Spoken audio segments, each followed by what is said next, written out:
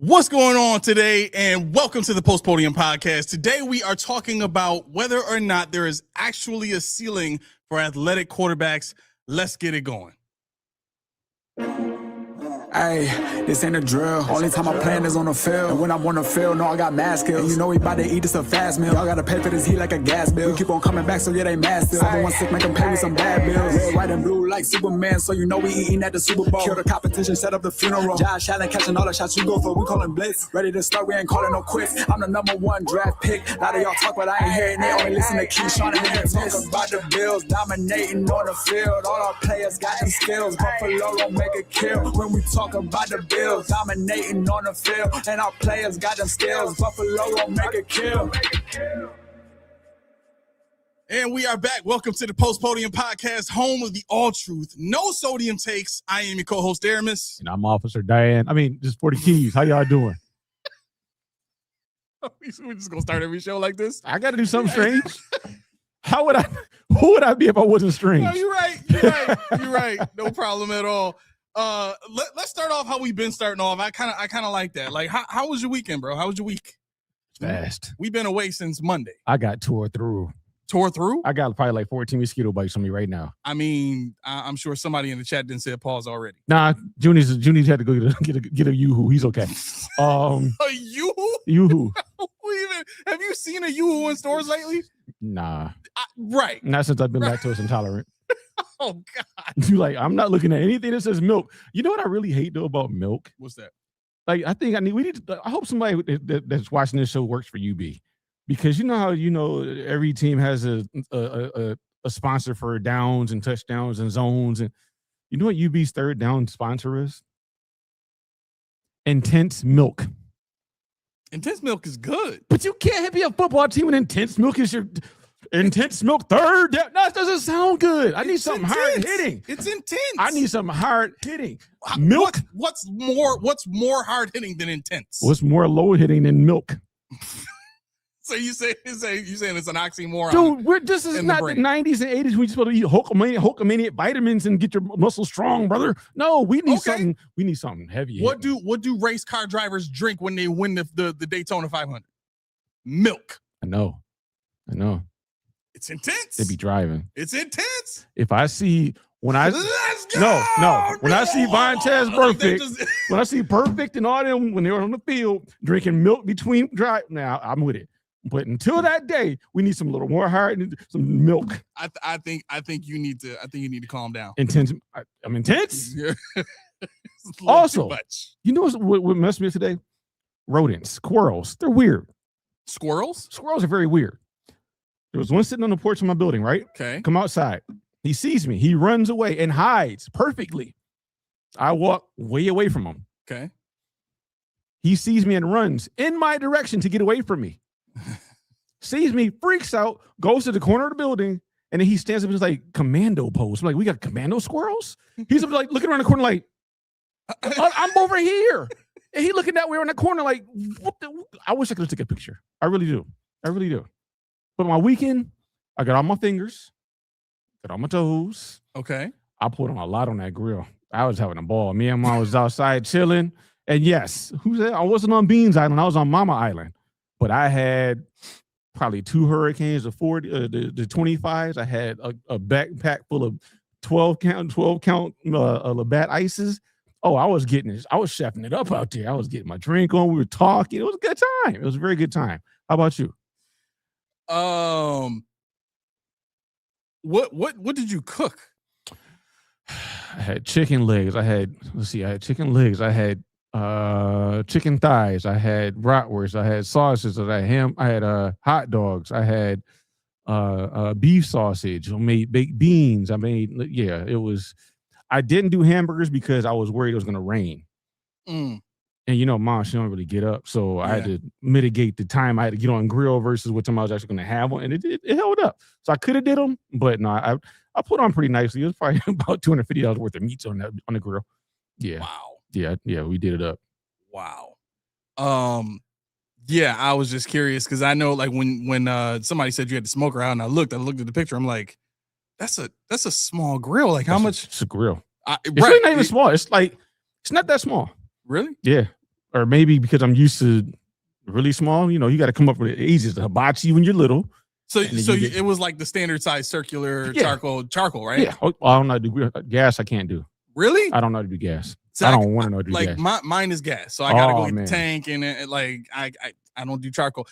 I think most of you have been watching us since day one. I've already stated this. Like the last time I tried charcoal, I burnt my eyebrows off. Yeah. Not doing that again. Well, was it last year? Somebody had a propane explosion the street over from my mom while I was on charcoal. Yeah, poof, and like you didn't see that, all of a sudden black smoke everywhere. All you heard was sirens.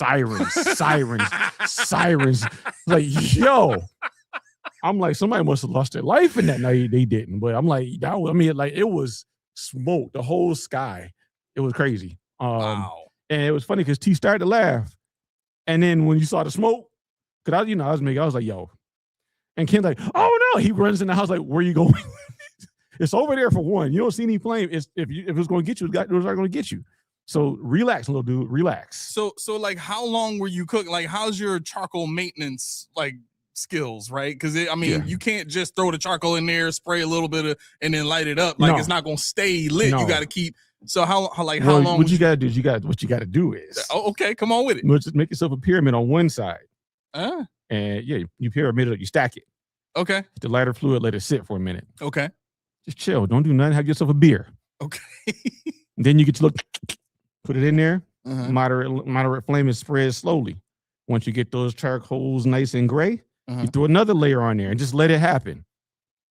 And then those will burn through the top layer, and the top layer turns nice and get that orange little light in there. And I throw my little hickory charcoal briquettes on there. Oh, we ready to go now. And that just lasts the whole time you was cooking? I was out there for like 3 hours. Wow. Bro, I thought it was way harder than that.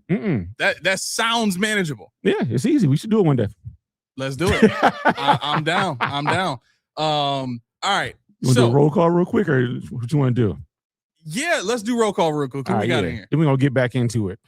Basketball Truth and Knowledge, of course. Junie, what's going on? Cousin Ham. Yep, Cousin Ham in the building. Tommy, what's going on? I roll. Yep. Who was that? Billy D. Williams. I had a Colt 45, not really, but in my mind I did. Let's see. SDB. Weston. Yep. SDB. Weston. Who else? Laura. Roy. Yep. Is that all? Oh, Videsh is in the building. What's going on? Okay. Did we get Billy D already? Yeah, we got Billy D. All right. 45. Is that Roy? it? Did we say Roy? Yes, we say Roy. Cool. All right, so we caught up. We good. I am definitely not Fire Marshal Bill. I'm not running towards any fires. Let me tell you something. Nope. Nope. All right. So my week,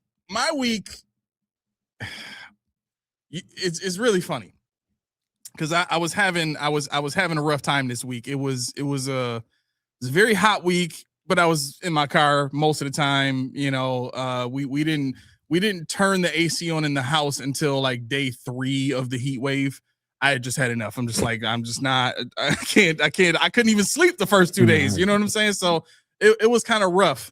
But I got to like Friday and I was really feeling like frustrated. You know what I'm saying? Because I kind of been like on this kick of trying to, work and manage bills and stuff like that. And it's just a lot, and so I found myself in a place where I'm like, man, I gotta do something. I gotta figure something out. Like, I'm really tired of, working so many hours and feeling like I don't have enough time to really pour into my passion and all that kind of stuff. Right.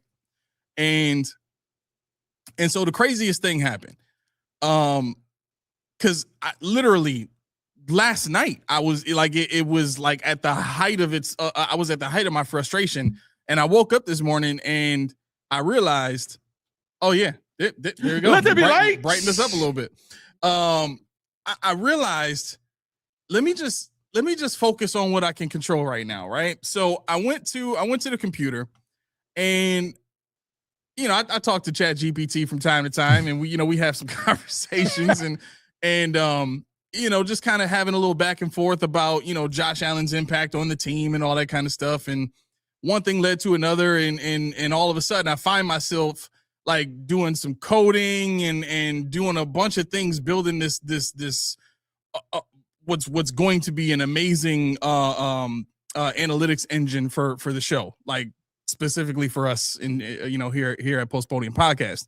And I worked on that from like 8 a.m. and I realized how huge this could be. And I was just so filled with like, yo, I need more, you know what I'm saying? Like it was just giving me life. Right. And so I took a half day, you know what I'm saying? Took some PTO and I worked on that from like 8 a.m. till about noon. Right. And I got basically what would be the equivalent of the foundation of a house done for this analytics engine.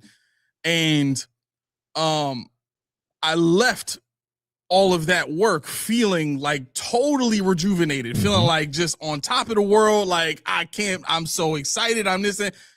And then I pick my head up from all of that and I look around and I'm just like, okay, who do I tell about this? You know what I'm saying? Because it's like, who else is gonna understand, all of this mess? So I put it in the team chat. You know what I'm saying? And y'all, y'all did y'all whoop whoop, and that was cool. And then I kind of realized I need those kind of weeks. Yeah.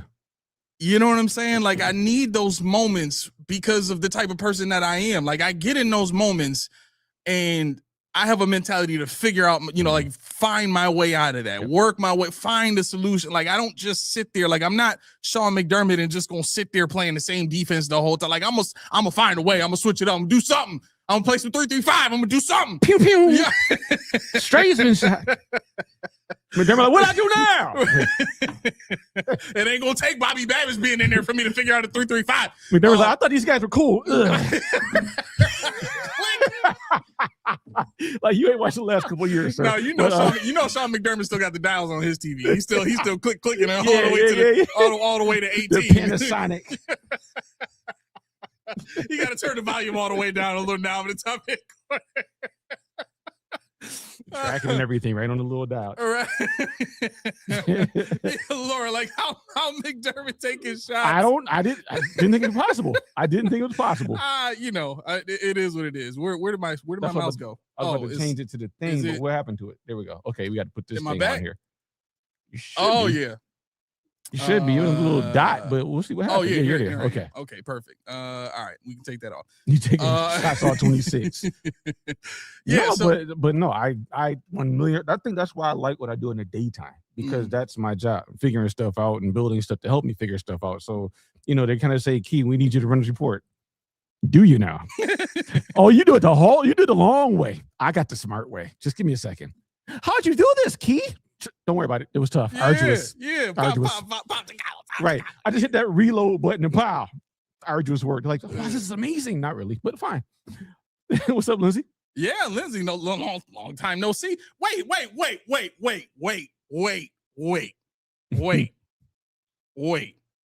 Uh-oh. Where's my? At some point, I remember Lindsay saying she was coming to town. She didn't hit the show up. She didn't. At some point last year, I remember Lindsay saying she was coming to town. She did. I don't know what happened at that point where you was just in the city and didn't say nothing to nobody. She's like, nah. Should I be offended? You guys ain't cool enough. Chat, should I be offended? We get 1,000 subs? Yeah. Nico was good with it. Cat. Oh, no. Tori, what's up? Tori was good with it. What's happening? Nico, what up? Oh, Nico always reminds me. I gotta put the invite link. You ain't gotta remind. He's like, yo, you see my name. Add it. You already know. He gonna call in He's with like, something. Add it now. You gotta say what it is. Just add it. So I had a little conversation with Kenya. So this took a big left. He said, Dad, let me ask you, do you pay your kids an allowance?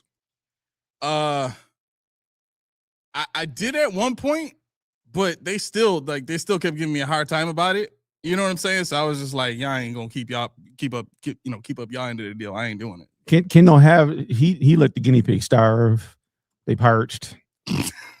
Turn the lights off in the house at all. But yesterday he said, Dad. I said, what? He said, I should be getting allowance. I said, for what? Right. Bro. I said, okay. Here go T. No, okay, I agree with that. I'm like, my ass. Anyway, so this morphs into, okay, how much did you get? He said, $20 is good. I said, a week? He's like, yeah. I said, cool. I said, but with that money, now you pay for the stuff that you do. I ain't paying no more, so you pay for it. I said, so that little weekend fast food you get, that's $13 just for that meal. Yep. One Starbucks drink for the week, that takes you over the $20 a week. So you get one drink and one meal. Bang, bang. Yep. And T was like, nah, Ken, don't go for that. That don't seem right. I said, because I had to twinkle. I was like, I'm about to say mad money. Yes. Yes. So he get in the car and then we're driving. He's like, wait, Dad, what if we alternate weeks and I pay this week and then you treat me that week? I said, how you treating me? Where's your money coming from, Ken? Right. My money. I'm still open. He was like, I didn't think of that. I said, it's my money. What are you smoking? You're not going to get over. You can't play a player. So, I mean, what are you going to do for this one? I said, you may as well. I said, plus you got Grand Theft Auto coming out. You said, you just asked me if I would get the $100 game. Mm-hmm. That's a month. That's 5 weeks of money for you. Yep. Actually 6, because I'm getting petty. Taxes too. What you want to do for that Klondike bar, son? Yo, so, has he gotten into the RP stuff yet? Or well, you mean like the Grand Theft Auto 5 like the role play? Yeah. Oh, no, not the server one. He didn't do that. He online. He did online for a second, but no, he pretty much now. This is what I like about his friend group. Okay.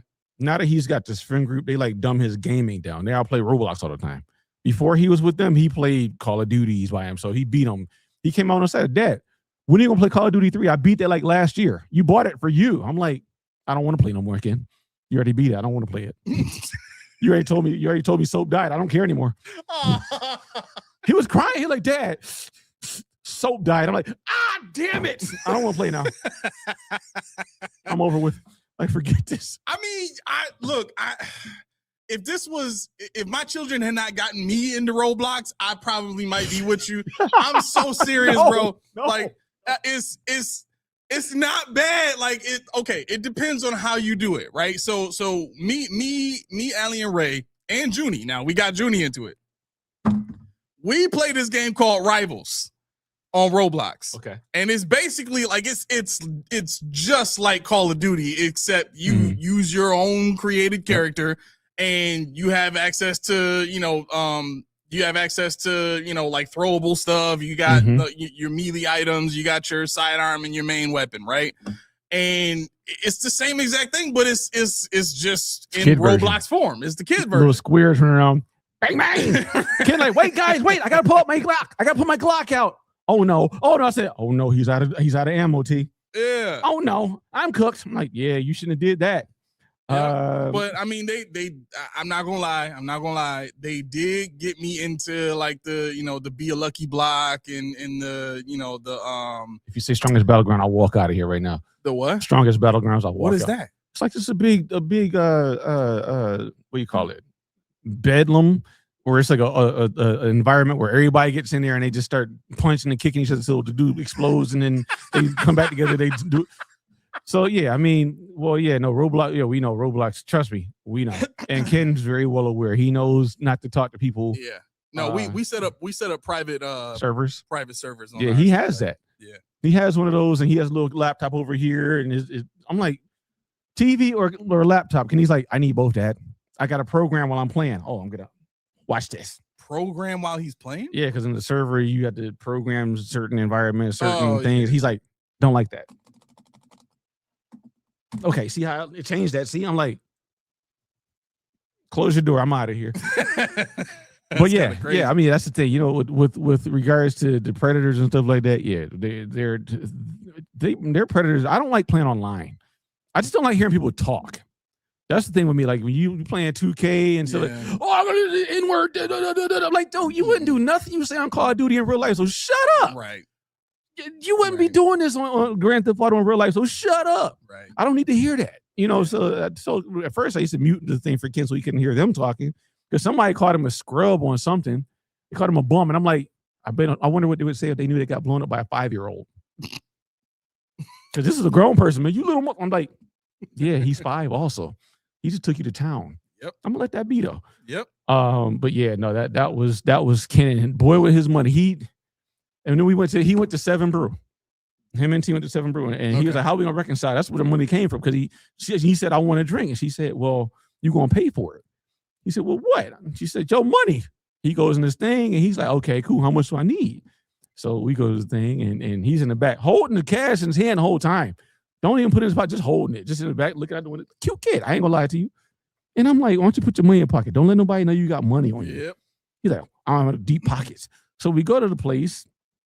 He gives T his money, it's $8 of his 10 or whatever, and it ended up not being a drink he wanted, so that was a kind of a bust. He said it was really good anyway, but he's in the back. He's like making it rain with $2. He's flossing. He's doing this with $2, rubbing them back and forth. I go to the gas station and get the snack. He's like, "Dad, give me $2. I need to spend those $2. I said, "Save them." "What am I saving $2 for? Who saves $2? I said, "Me, the man with the job, saves $2. He was like, "That's why he can't spend his own money." I said, "I told you at the house, he's not allowed." But yeah, no, it was just a fun weekend. He had a little tank top on. He was feeling himself. He thought he was grown for a day. I let him smell himself. Let him do it. Oh, that's what's up. That's what's up. I mean, like that's the kind of stuff that you hope to control with allowance. You know what I mean? You kind of want to teach them to manage money and stuff like that. But at the end of the day, I think the best way that I've ever seen it done is my youth. You know what I mean? My mom was like, "Just go to school. I'll pay for everything. Don't worry about it." And okay, but when it came time to buy clothes, you only gonna buy the clothes I think you should wear, because I don't want you out here looking like a thug. Yeah. You ain't gonna wear no Jordans because they bad for your arch supports. Yeah. Ain't got no. At that point, I was like, "Screw that! I want a job."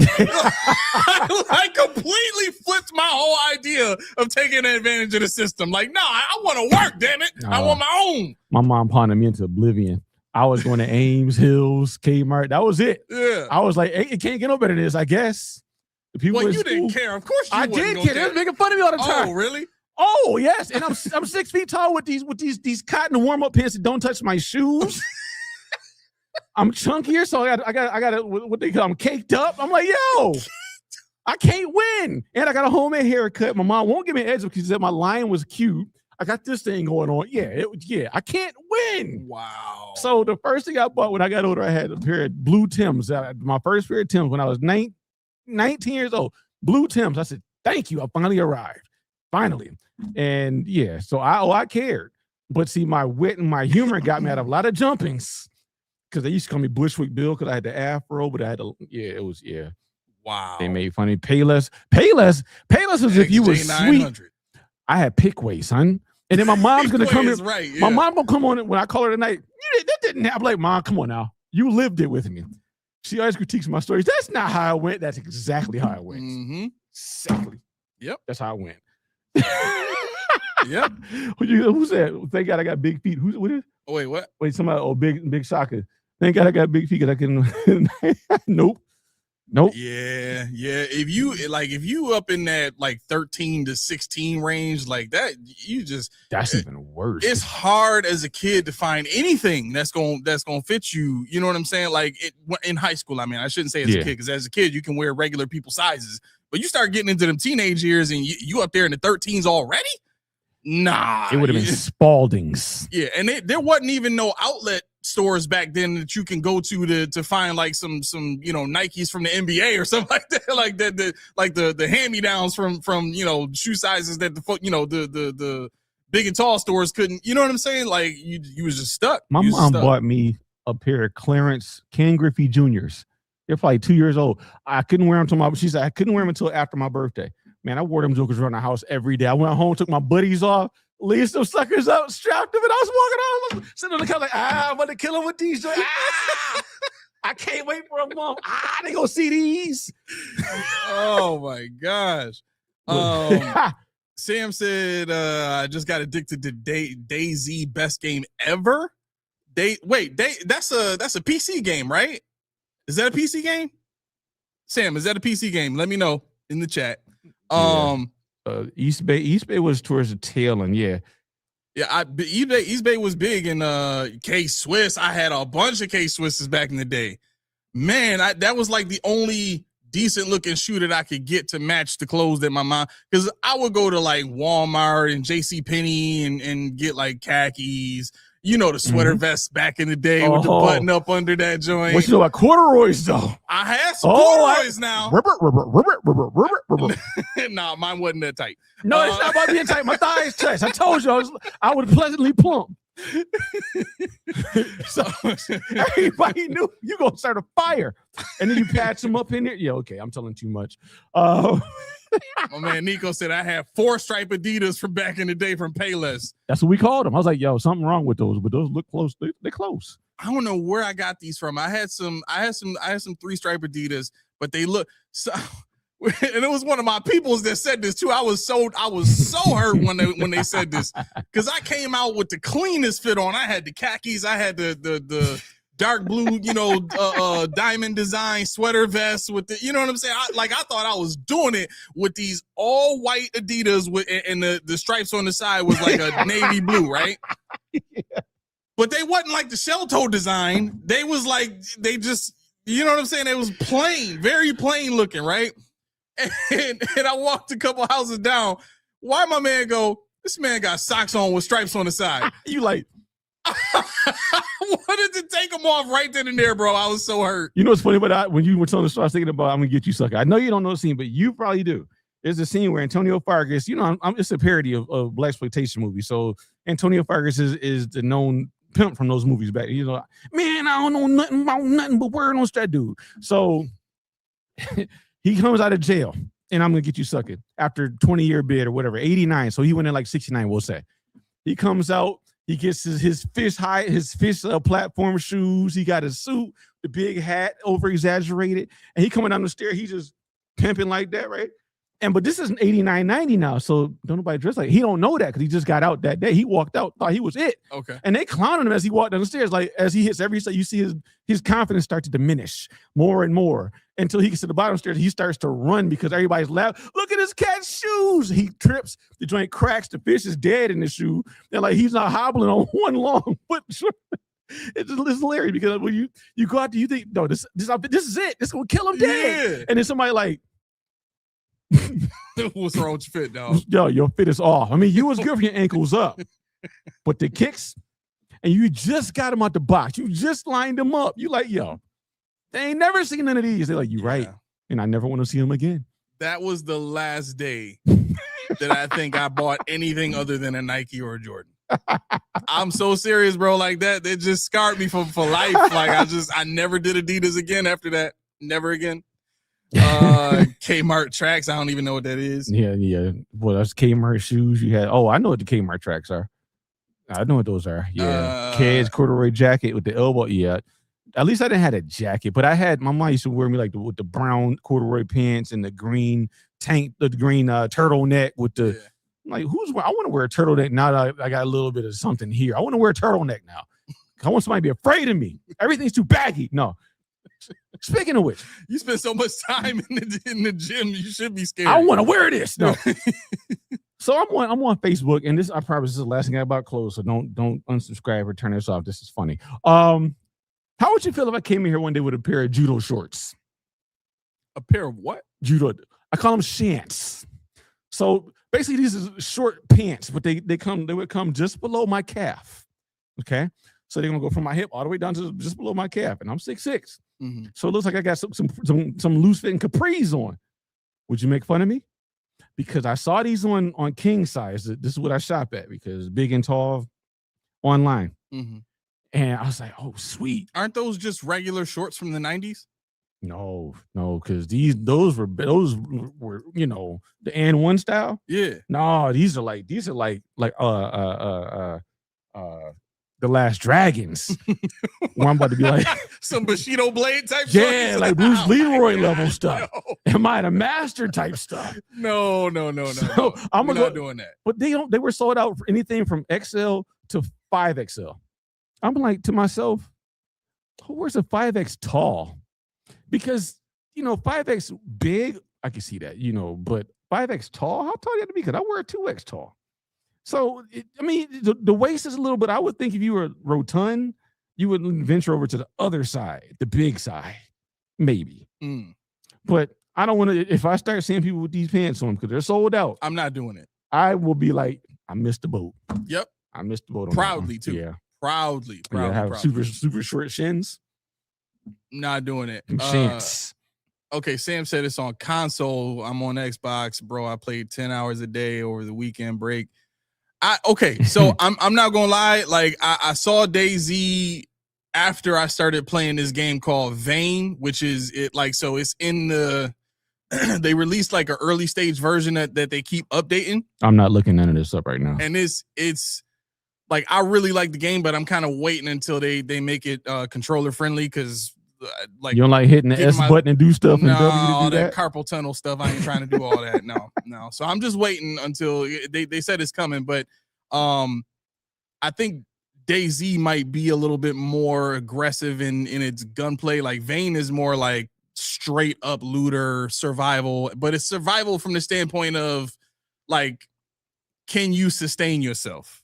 You know what I'm saying? So it's like literally just you in this world, and you go and loot, gas stations and buildings, and you got to build your own farm. You got to, like you can dive into, the lake there, and there's like underwater caves and stuff like that where you can loot geodes and all that. Like really, I like it for how it makes you think about like the realistic aspect of, man, if it was just me out here and a bunch of zombies, how would I survive when all the power and whatever, like the grid goes down, ain't no power and ain't no water supply. Like, how am I going to do all of that stuff? So, but I'm gonna check DayZ out. I literally just looked it up. I looked at the images while you were talking. Oh yeah, yeah, because I had no. I was like, I want to be down. Yeah. I'll probably jump into that. So if I get on it, if PS5 has it, because mind you, I play on a real console. I don't play on Xbox. Is it just regular Vane or Code Vane? No, it's regular Vane. So okay. Vane is a PC game. It kind of looks like the same concept, right? It is the same concept, but I think DayZ is a little more like incorporating, like Vane has guns and stuff in it too, but I think DayZ's graphics is more designed around like just the gunplay aspect from what I've seen, from the gameplay stuff I've seen. Billy D says it's fun. I know, yeah, like it. See, I think that's the difference between DayZ and Vane. Vane is a little more slow burn.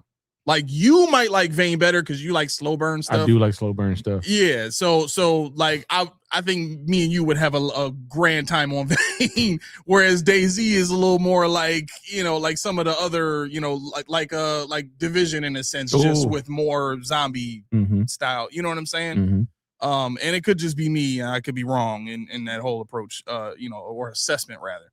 I heard somebody call somebody a poser. Let's see, Lindsay. So my first year living in Buffalo in '95, my mom bought me a pair of Airwalks. I went to school with them, and I got called a poser. Why? What school did you go to? It was the wrong school. Airwalks were better than what I had. Thanks, Mom. Yeah, Nike made those too, didn't they? Nike Airwalks. So. But there was no like swoosh on them or nothing. No, they were like skater shoes almost. Yeah. So it's like or what do they call it? Was it the like the Gwen Stefani kind of thing at the time, that kind of scene? Yeah. You got to. Did you play hacky sack though? Yo, hacky sack is huge now. I see them at Music Is Art. They be like, "Hi." I'm like, "Oh, okay, okay." Yep. Yeah, I'm like, "Nah, I'm good. I'm gonna watch though." Last of Us is good. Yeah. Came home and yelled and cried at my mom about these Airwalks. My mom took me to Eastern Hills Mall, returned to Airwalks, and bought me my first favorite Adidas Superstar. With hired show, went to school. Yeah, had I tried that, my mom would have taken me down. She'd have taken me further. She probably, I don't know what she'd have bought me had I complained about my pick ways. I don't know. I don't want to know. I just wouldn't have had no shoes at that point. That's probably what my mom was sending me to school with some flip flops. I made the mistake, bro. I had the rawest pair of Reeboks I had ever seen back in '95, I think it was. They were all black. It was like a matte black, like a suede, and not it wasn't a nubuck either. It was kind of like that like soft nubuck material, but it was black, like a deep black with like silver, the silver Reebok thing and like the little silver accents around the shoe. Tough looking shoe. I loved those shoes. They were slightly small, and they kind of made my feet hurt when I was wearing them. Right. And my mom asked, so how, I remember saying like just the one shoe makes my feet hurt, which now still to this day when I buy, like if I buy 270s, like I got to loosen up the laces a little bit on my left foot because for some reason, like just the way my foot is designed, like it ain't working with Nike shoes. Right. The width, right? So still the same problem. So I told my mom about it. She was like, all right, we got to take them back. I was like, no, Right. no, because I already know what else is out there. Please, no, God, no, damn it. Why did I say anything? It's over with. She see you walking with a limp. Bro.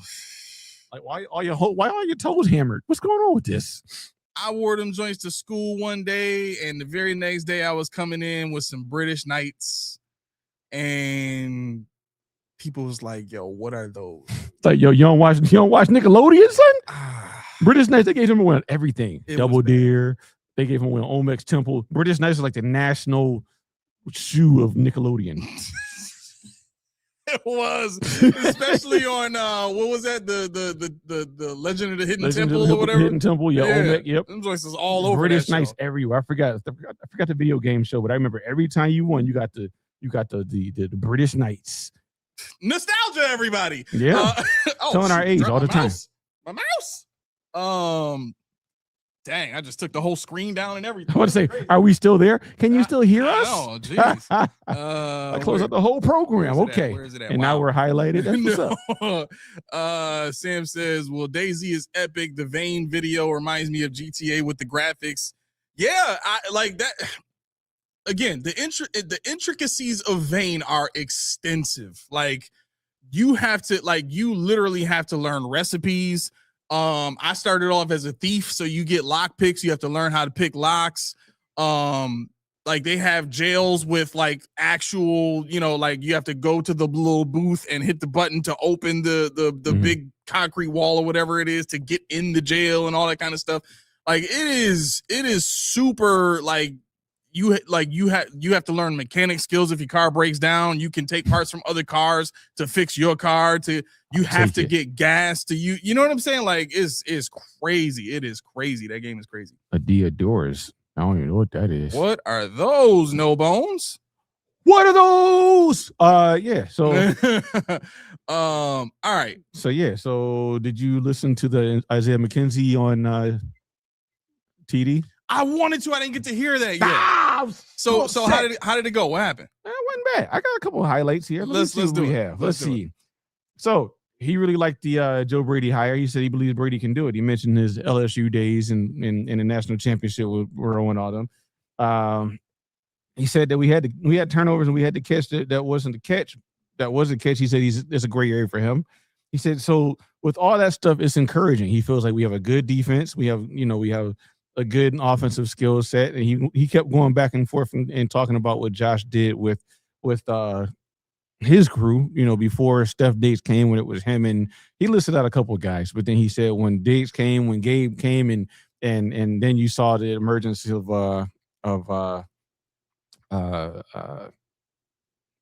Hodgins and all those guys that came in. He said that's when Bees came back. It really took his own. He said he thought McDermott was a hell of a coach. He did say that, even though he did say that, the 13 seconds thing, that's the reason why McDermott got fired, which is what we say, because McDermott, he said he's too type A. Like he's too trust the process. I like trust the process, but sometimes you got to let that itch go. He said sometimes, just even one time, just let that itch go. He said, if it worked, good. If it don't, oh well. Right. And I think then we can shut up and just follow the process right. at that point. Yeah. I think that's where we were with it, because it wasn't we don't objectively think that he was a bad coach. It was just those high pressure moments that we needed him to defer to somebody else, an offense coordinator, defense coordinator, a real coordinator, so he can oversee and say, okay, I like this more than that, but not that and this. But McKenzie said that when he first came to Buffalo, they didn't understand each other and they had a lot of rifts, even though McDermott had to have McKenzie when he first, I don't know if you remember that. He had to have him when he came to, that was like his first big thing. McKenzie was like, who the hell is this little guy? Yeah. Oh, he's on the Denver practice squad. Well, why do we want him? Well, because he likes him. And then he said, not too long after, he said, McDermott called him in the shower one time. He's like, yo, coach, I'm in the shower. He's like, so? Get out the shower and talk to me. Because they were just like that, He said he appreciated his humor. He appreciated who he was as a person. They were on that level. Let's see. He said, he kept saying we didn't have much of a run game.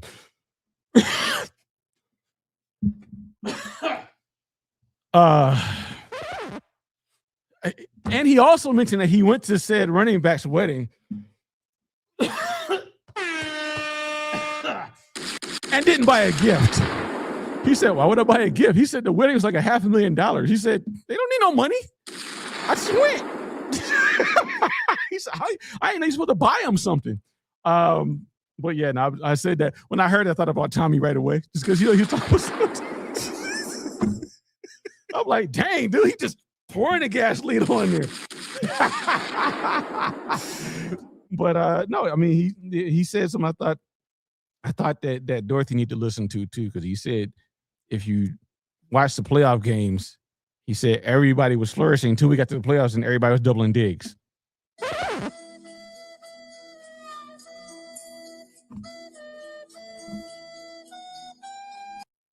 So they knew it on the field. Everybody's doubling digs.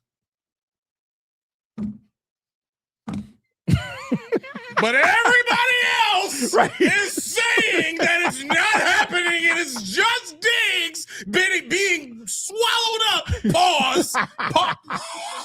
Being swallowed up by Jerry Sneed. They've been swallowed up. Like, I get so tired of being right, bro. Like, oh my God. Yeah, I mean, and I don't even mean that on no, like, I think I'm all of that. But like, if I go to school and I do the research and I say to you, hey, I know about this, and you tell me, no, you don't. And I say, no, yes, I do. Seriously. And you say, okay, well, I know 14 other people that say something different. Okay, well, where did they go to school? Well, they went to a different school. Okay, we'll see. We'll see if I'm right then. That's fine. You don't believe me. We'll see if I'm right.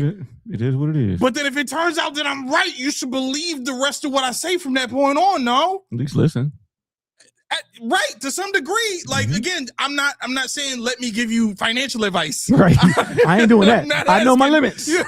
Right. But when we talk about the bills and we talk about what's going on in the building, yeah, and I mean that's the thing. He said it out of his mouth. He said everything changed when they were doubling digs. That's what they focused on them. So by virtue of that, 13 seconds, bada bing, bada boom. There's why Gabe Davis went ahead and did his thing, because everybody's like, y'all can beat us, but he won't.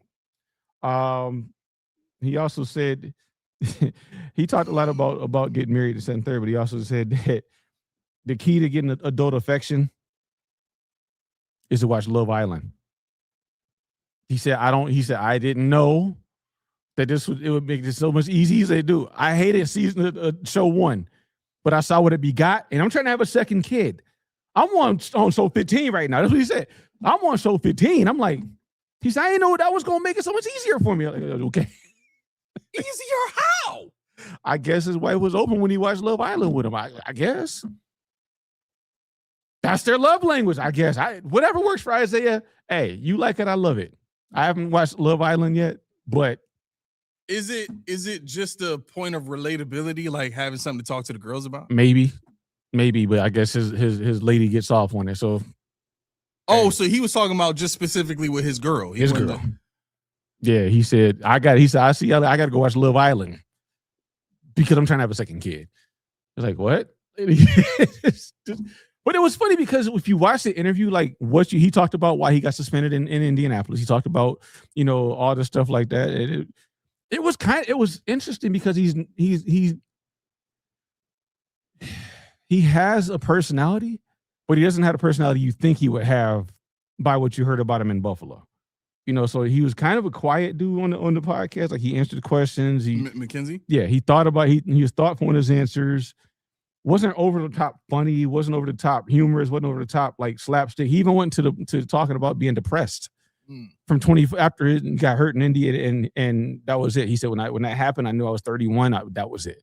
He said, so I was in a dark place. I was in a serious. And Tyler Dunn's like, man, I didn't hear that. How would you know? I didn't talk to nobody. I turned my social media off.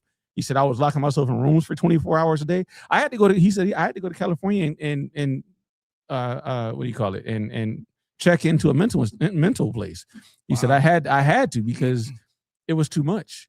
And I thought about this and I said, I know what he means, because after I had just gave up on denial of I'm never going to play basketball again, I went to a sunken place too. Mm-hmm.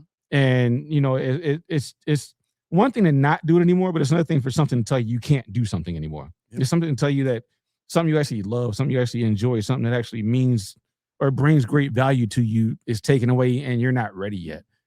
There's no outlet for that. You can't, I remember I used to go to basketball games and just get mad at everybody in the court. I'd just be pissed off watching like, yo, why can't they still play? Then there was at one point in time before you went to games with me, I actually couldn't even sit through a whole game going. Like me and my then girlfriend, I pay for it and I sit there and halftime, I got to go because I'm mad now. So I know what he's going through. Bro, when I say to you the exact same way you felt about basketball at that point is the exact way that I, in a lot of ways, still feel about music that like today. Like I don't even listen to the radio. Yeah. I watch stuff. I can't because of the fact that I produce music, mix, master, sang when I'm listening to people on the radio, I'm listening to all of the stuff that I understand, and it's all very simple to me. So the pageantry of a great song really gets broken down very quickly to the mechanics of it. And then after I've done that, it's like, okay, well, I understand how you did that. So it's not that impressive to me. Right. You know what I'm saying? Right. Yeah. Yeah. So it's like for you watching basketball, it's like, oh, I already know where he's going to go. Like he messed that up. Why didn't you do this? Why didn't you, I think the most frustrating part for me listening to the radio is there are no more real singers. No. Auto-tune. Right. Auto-tune. Right. Yep. Like it allows people to not have to be very agile vocally. You know what I'm saying? And one of the things, like even with my daughter, like I took her to a vocal coach. No, you need to work on your range. We need to establish that first. You need to be listening to a lot of vocalists, so she's really into like Billie Eilish, who I really appreciate, you know what I'm saying? Because of her range and what she can do vocally, for sure. Copy that all you want. No problem with that. You know what I'm saying? But if she would have been on this, I like to listen to, Joe Popstar or whoever, who can barely sing and barely has any range, but because their songs sound great and rate well with, the statistical, like the analytics and stuff like that, they do well. Right. Nah, I'd be pissed. You know what I'm saying? Because to me, that's not the essence of musical expression. It's really not. Yeah. But give her some Luther. Yeah. And speaking of which, my mom told me, she said, you fell off. I said, what? She said, this is a couple shows ago, 3 shows ago. She's like, you didn't say nothing about Peebo. I'm like, I didn't. About who? Peebo Bryson, when he passed. You would know. You actually would know him. You don't know you know him, but you would know. He sang A Whole New World with for what was that? Aladdin. The guy. Yeah. Oh. And Beauty and the Beast. He was probably one of the biggest. He was a solo artist, but he was probably one of the biggest duet artists with Roberta Flack and with people like that. Back together again, and if ever you're in my arms again, things like that. Nate's here. I'm gonna say Nate was supposed to be watching. I thought he was watching soccer. Anyway, he told me earlier he might not. Or he said in the Discord he might not make this. He might be splitting his attention. He might be, which is fine. Nate already knows. Is it still a 0-0 game, Nate? It's like, you mean 0-0? No. Oh, damn. Is he a prude like that? He probably is, Nate, just to get you. You mean 0-0? We find out Nate is a soccer snob. Nate is having a ball with soccer. He is having, I feel bad because I don't know a lot of what he's saying right now. And I'm like, I want to watch when I retire. And he's like, yeah, this game is, and you're trying, but I'm like, I got no dogs in this race because I don't know what's going on. I know Neymar retired or one of them retired. Snake, my wife, she's keeping me apprised of all of this. Oh, really? Stuff. Yeah. It's weird. So she loves the storylines in sports. Mm-hmm. Like it's really unique to see a woman embrace the stuff that we like about sports in that way. You know what I'm saying? Like I've met a lot of women that, I watch it because my guy watches it, or, I watch it because I like to see men in tights, or I like, like the normal stuff that you hear women say, but she's like, oh, this player got traded from this team and now he's about to go, prove him wrong. Like she's into that. So it's like, I freaking love you, dude. Right. Like it's so she's doing a lot of that same stuff with soccer. She's giving me all like the reason she likes Cape Verde, and they just actually lost to Argentina. Yeah. But like they gave him hell on, I think it was Saturday we was watching the game. They gave him hell that day, and I loved every second of it because like screw the establishment. Yeah. I'm curious. She's to get into the LeBron thing now. That's what she needs to do. What LeBron thing? Yeah. Where's he going? He said he's not going to LA. He's down to 6 teams. And he's willing to play for vet minimum. He just wants to play for a contender. He's not going back to LA. He's coming to the Warriors. Maybe. No, he's coming to the Warriors. So say you, but maybe. Keith. I don't want him, so I don't care. He can go to the Warriors. To the Warriors. And that would destroy his whole legacy. I hope he knows Why that. would it destroy his legacy That to play with the greatest player on earth right now? No, that's wrong. You went to Miami. I thought I said that one right by you. You went to Miami. You joined Dwayne Wade. You got Chris Bosh. Then you went to LA. You pouted till you got AD. He was broken, so you traded him away after he told Bronny, "You got to stand up when I want to sit down." Now the next day he gets traded away. Now he gets Luka, and now you're gonna go to another dude's team? No, go somewhere and have them come to you. Have them come to you once in your life, just once. But see, now he's only going to play for 2 years. And what I heard today was he was mad because LA wouldn't give him a farewell tour. And evidently Rob Pelinka's like, "What you think, you're Kobe or something?" I gave y'all a championship and I can't. He said, "You think you Kobe?" Nah, bro. You did good for 8 years. I don't mean this to sound disrespectful. Rest in peace, Kobe. But Kobe didn't even get a farewell tour. He did. That year? Oh, he did. Everywhere he went, they celebrated every stadium. Really? Oh, yeah. Wow. Yeah. To the point where his last game, the other team let him shoot till he hit 60. They just let him shoot. They're like, but it didn't matter. They were going to lose anyway. They weren't going to the playoffs. The team was butt. And he was like, "Go ahead, Kobe. Do your thing." They let him get 60 points. Well, I mean, he got 60. I don't know how much of that they let him till because he was shooting his butt off. He's not gonna play. Yeah, he's just like, whatever. He was like, they're gonna lose. This is his last game. Whatever. But yeah, no. Yeah. So I wanted to get into your because I really have an interest in your thing. But I wanted me and Laura had a little talk on Thursday. No, it wasn't a talk. It was a verbal sparring. Really? Yes. And she knows this almost never have that. Like, this is interesting. But I knew it was going to happen for this because of our talk about the Wall of Fame. Okay. And how OJ is excluded. Laura, we're not doing this today. We're not talking about Juice Man. Stay with me now. Get him, Laura. Get him. But what I asked her, and I told her, I said I was going to bring this up today. She said it was a fight. You try to tell the children it was just a little skip. Me and Mom are fine. It was like Brandon Bean and Sean McDermott. And Mom yells from upstairs, "It was a damn fight!" Right. And she walked out. Nah, we all right. We good. I just tapped him. What's up, Beth? No. So this is where I had a question for her, and it boiled down to what's the rubric for getting to the Wall of Family? What determines you're getting in there? Like, how do you determine you're going to be mentioned there? How do you earn it?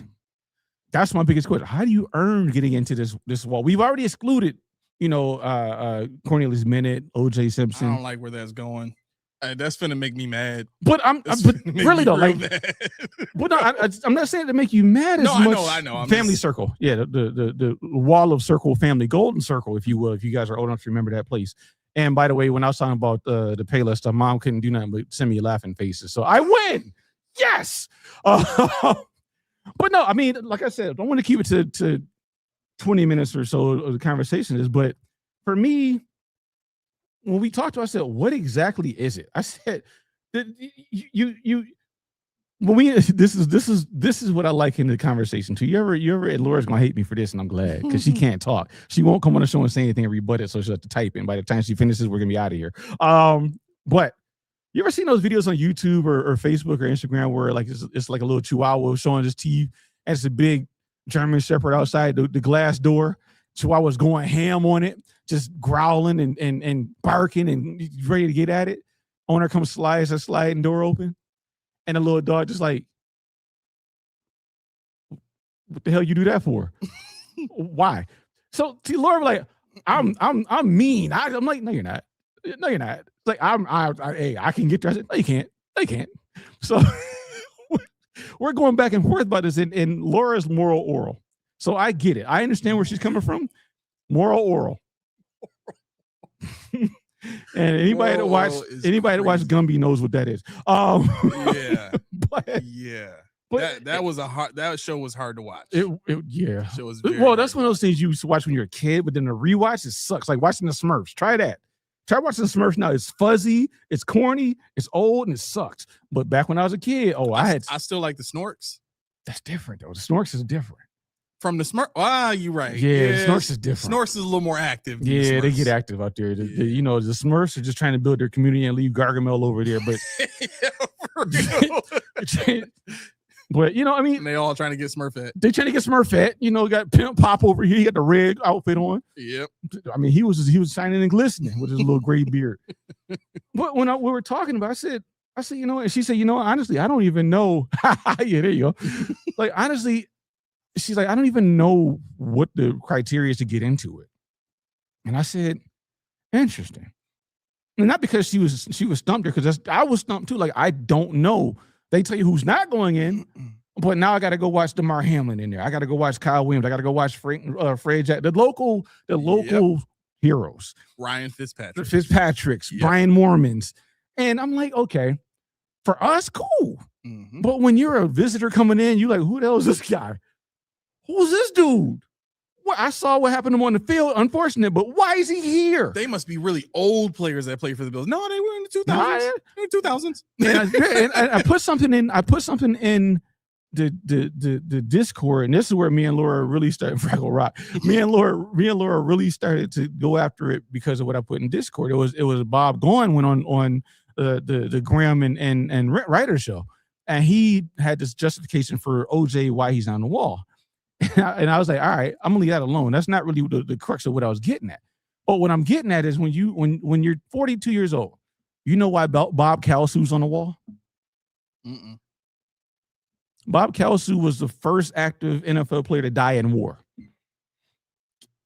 Bob Kelso? Kalsu. Mm-hmm. Yeah, you think about Mark Kelso. Mark Kelso's alive and well. Okay. I'm like, wait, he died? No, Bob Kalsu. Tom Seastack is on the wall. Okay. Why?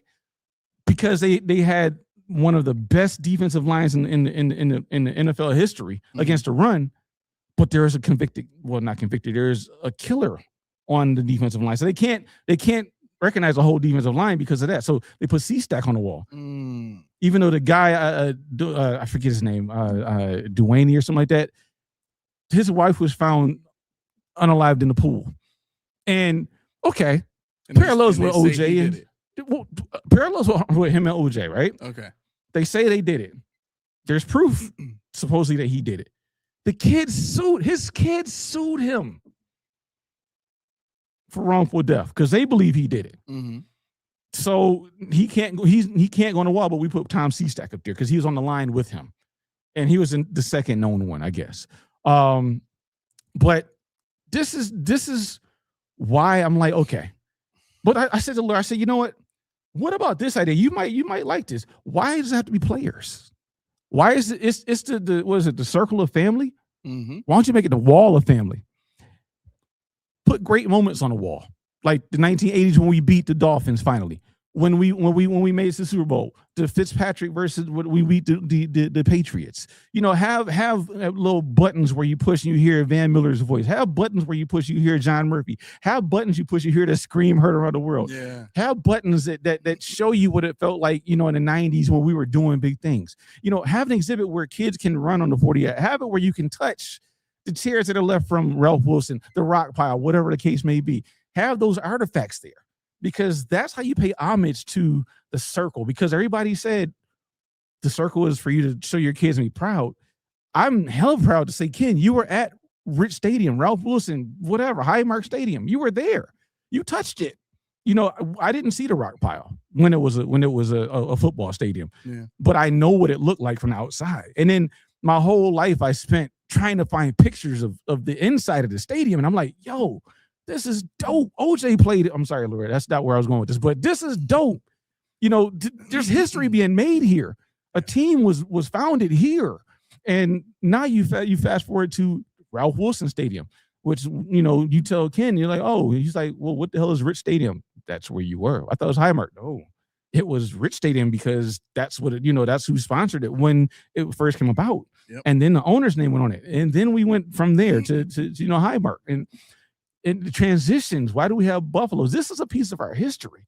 And this is what the hall should, the circle of family. It's a circle paying homage to the family of Bills fans. And I really like that. I think that's a great way to express what it seems like the Bills want to express without having to exclude anybody or cancel anybody's career or impact on the history of the team, or what I'm saying. And I think to some degree, the level of concern for making sure that you're not aligning yourself with bad influences or bad instances or bad people still has to be considerate of the people that the people and or companies that you're trying to exclude, because unless there is damning evidence and acceptance by the party you're excluding, it's done. How can I say this? It's done at the behest of the pristine culture, I'll say. Not that they actually are, but they a lot of people who aren't criminals would identify themselves as, well, I'm clean. I don't do none of that wrong stuff. You know what I'm saying? Like moral, oral, Laura.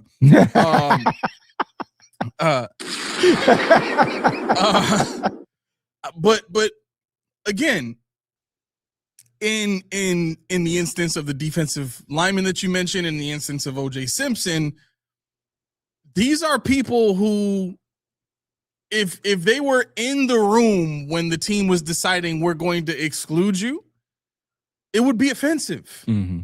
You know what I'm saying? And it seems like the Bills are okay with offending people that they know will not be able to raise public opinion against them. And that's fine, because those are considered bad people. But what if those people were victims in some way, shape, or form too? You know what I'm saying? What if those people grew up, with certain circumstances that facilitated a certain level of behavior? Like, I'm all for, again, I've worked with homeless people, right? I worked at the Buffalo City Mission for 6 years. So I'm very well versed in understanding the conditions that push people into homelessness. Right. And it's not pretty. Oh. Right. And I'm not making excuses for people to stay homeless. Yeah, but it happens like that. Sometimes you can't recoup. Thank you. Yeah. Right. So what has to come with that? We're not looking for sympathy. Right. See, I think that's the difference here. The conversation around people going up on this, going in this circle of family, it's the difference in understanding of sympathy and empathy. People often mistake empathy for sympathy. Sympathy typically means that you are now identifying with the wronged party, right? If you're sympathetic to a cause, I'm on your side, is usually how sympathy is portrayed and expressed through behavior. Mm-hmm. Okay, go look this up. Empathy is the ability to objectively understand and acknowledge the perspective of another. To be empathetic towards a cause typically does not mean I'm siding with you, but it does mean I can understand where you're coming from. Mm-hmm. And I'm bringing that down into layman's terms, mm-hmm. right? So when we get to this conversation about O.J. Simpson and the defensive lineman, we're in a position to automatically feel like, well, I don't agree with that, so I'm not sympathizing with that at all. Well, you and I are not asking people to sympathize. We're asking you to empathize. Can you understand that there are certain conditions and certain things that these people have gone through where making a wrong decision didn't seem so wrong at the time? Mm-hmm. Or maybe he didn't actually do it. And then maybe the cascade of people who wanted him to be guilty put out so much propaganda that it ruined his reputation beyond repair and put him in a position to be desperate enough to go and try and steal his own stuff back. And I like this point. Tommy, watch this. Tell me what you think. Jay Ham, he said OJ is more known for his court case than being a player. Okay, let me grab this. Let me grab this though. Please do. Jay Ham was born, I think, shortly after the court case, so I understand. Mm-hmm.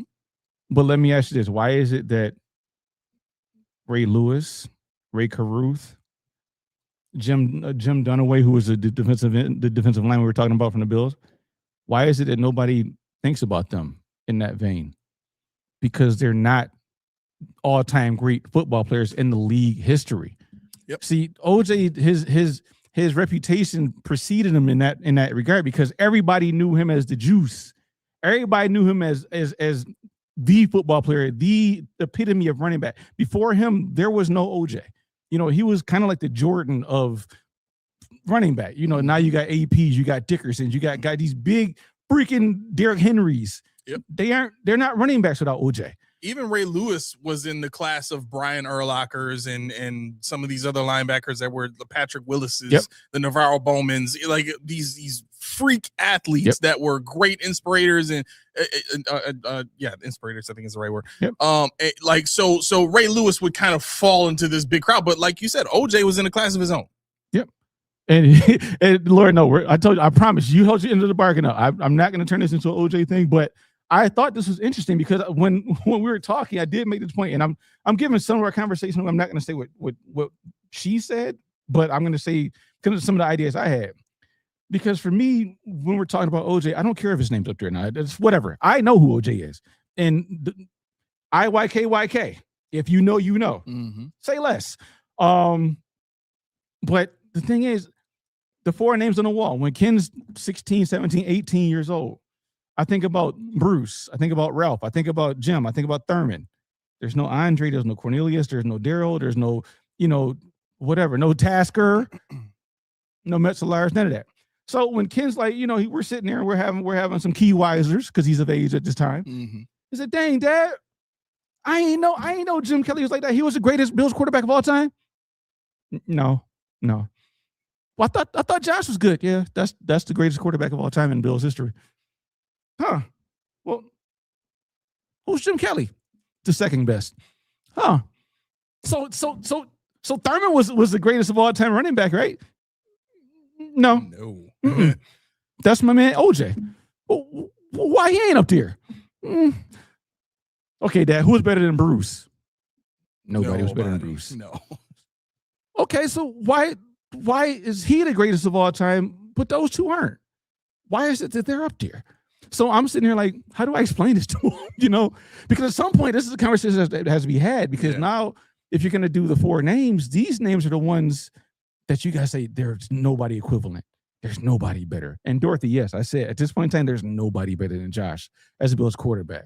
There's nobody better than OJ as a Bills running back. There's a lot of people better than Benford. just oh, man. I can't wait for Discord tonight. But, well, that's the thing. See, Tommy, there you go. Eric Moles. It's known around town that Eric Moles has a DV on his belt. Known around town. DV. Can't have it. Don't worry about how good he was. Can't have it. And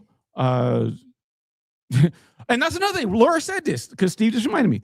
As long as Fred Jackson, Singletary, and McDermott never get on the wall, I'm good. Why isn't McDermott not in the wall of the circle of family? Who built this culture? He's got to be in there, or else this is bullshit. That's very true. Mom, you almost had to.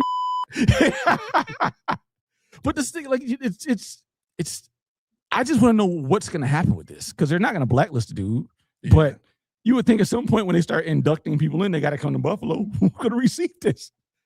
He's going to be in front of his plaque or whatever. Yeah, he's going to have no hair, the hat, maybe, I don't know, sunscreen, whatever.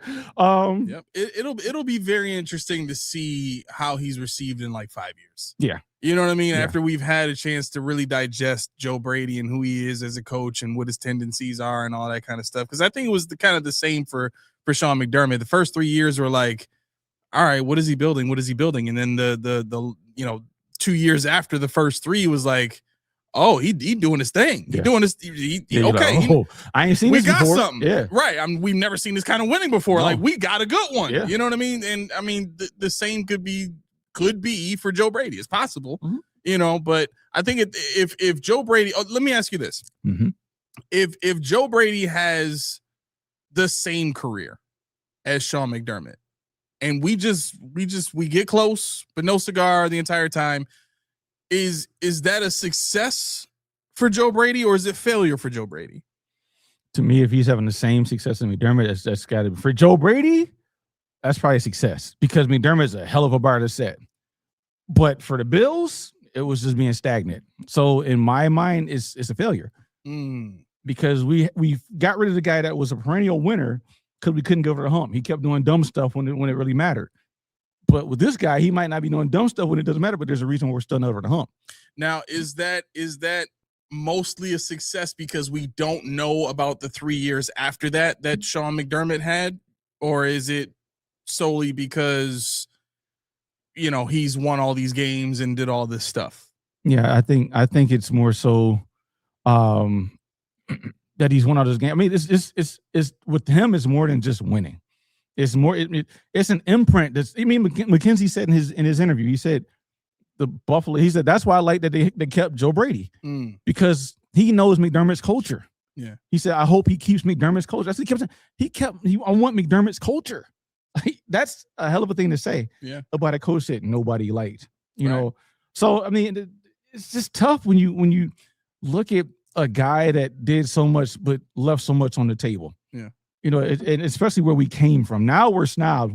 This guy can't. We would have killed for this. If in 2008, 2009, when we had to go through what we were going through, like, yo, you mean to tell me we're going to be perennial? We're going to have a team that's not a laughing stock. We're going to have a team that everybody wants to watch. Have a quarterback that the coach.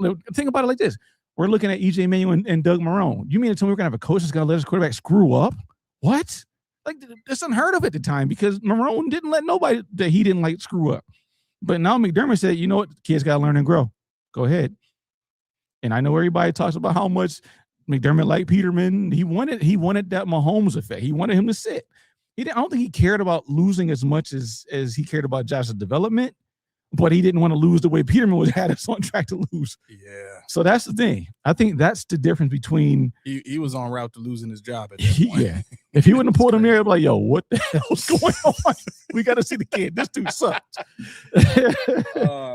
But yeah, I mean, I think if there was a way for McDermott to be less robotic, less mechanical, less analytical, and more dependent on somebody that had a technological know-how, he probably would still be seated there. And McKenzie said that. And I think Mike High Tech will say that too, because peeps, stop letting that furniture that you used to call a TV, stop letting that furniture you used to call whatever, sit there and not pay rent.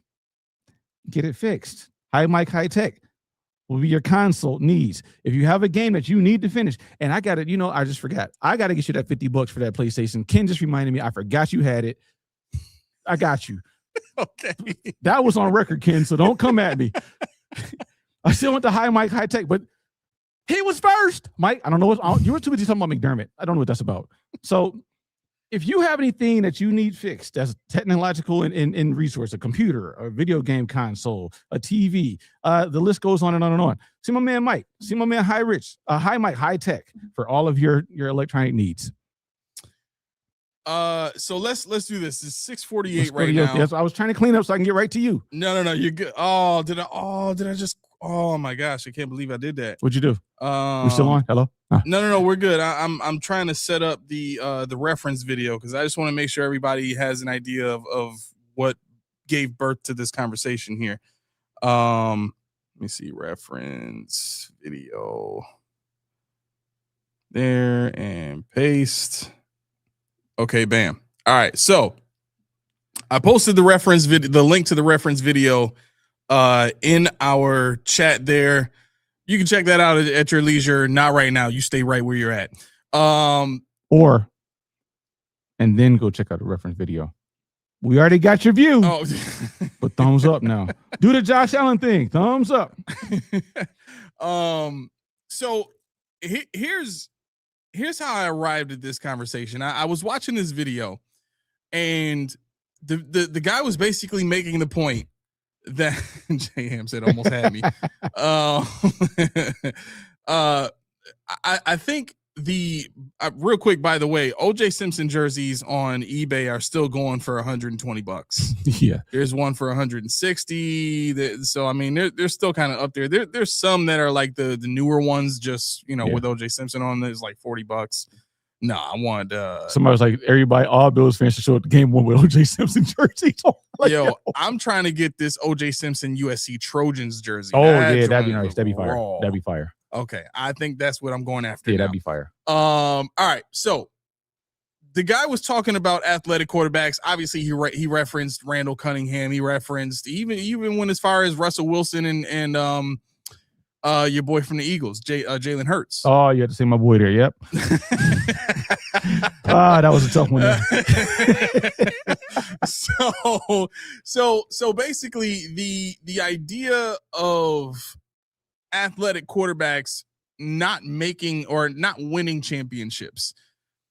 The idea is this: defenses often figure out that all you have to do is keep the athletic quarterback in the pocket, force him to be a passer from the pocket. And because he has not taken the time throughout his career to get good at throwing from the pocket and dissecting defenses and defensive looks and understanding what they're reading and understanding where to go with the ball and understanding how to hit the hot on a blitz and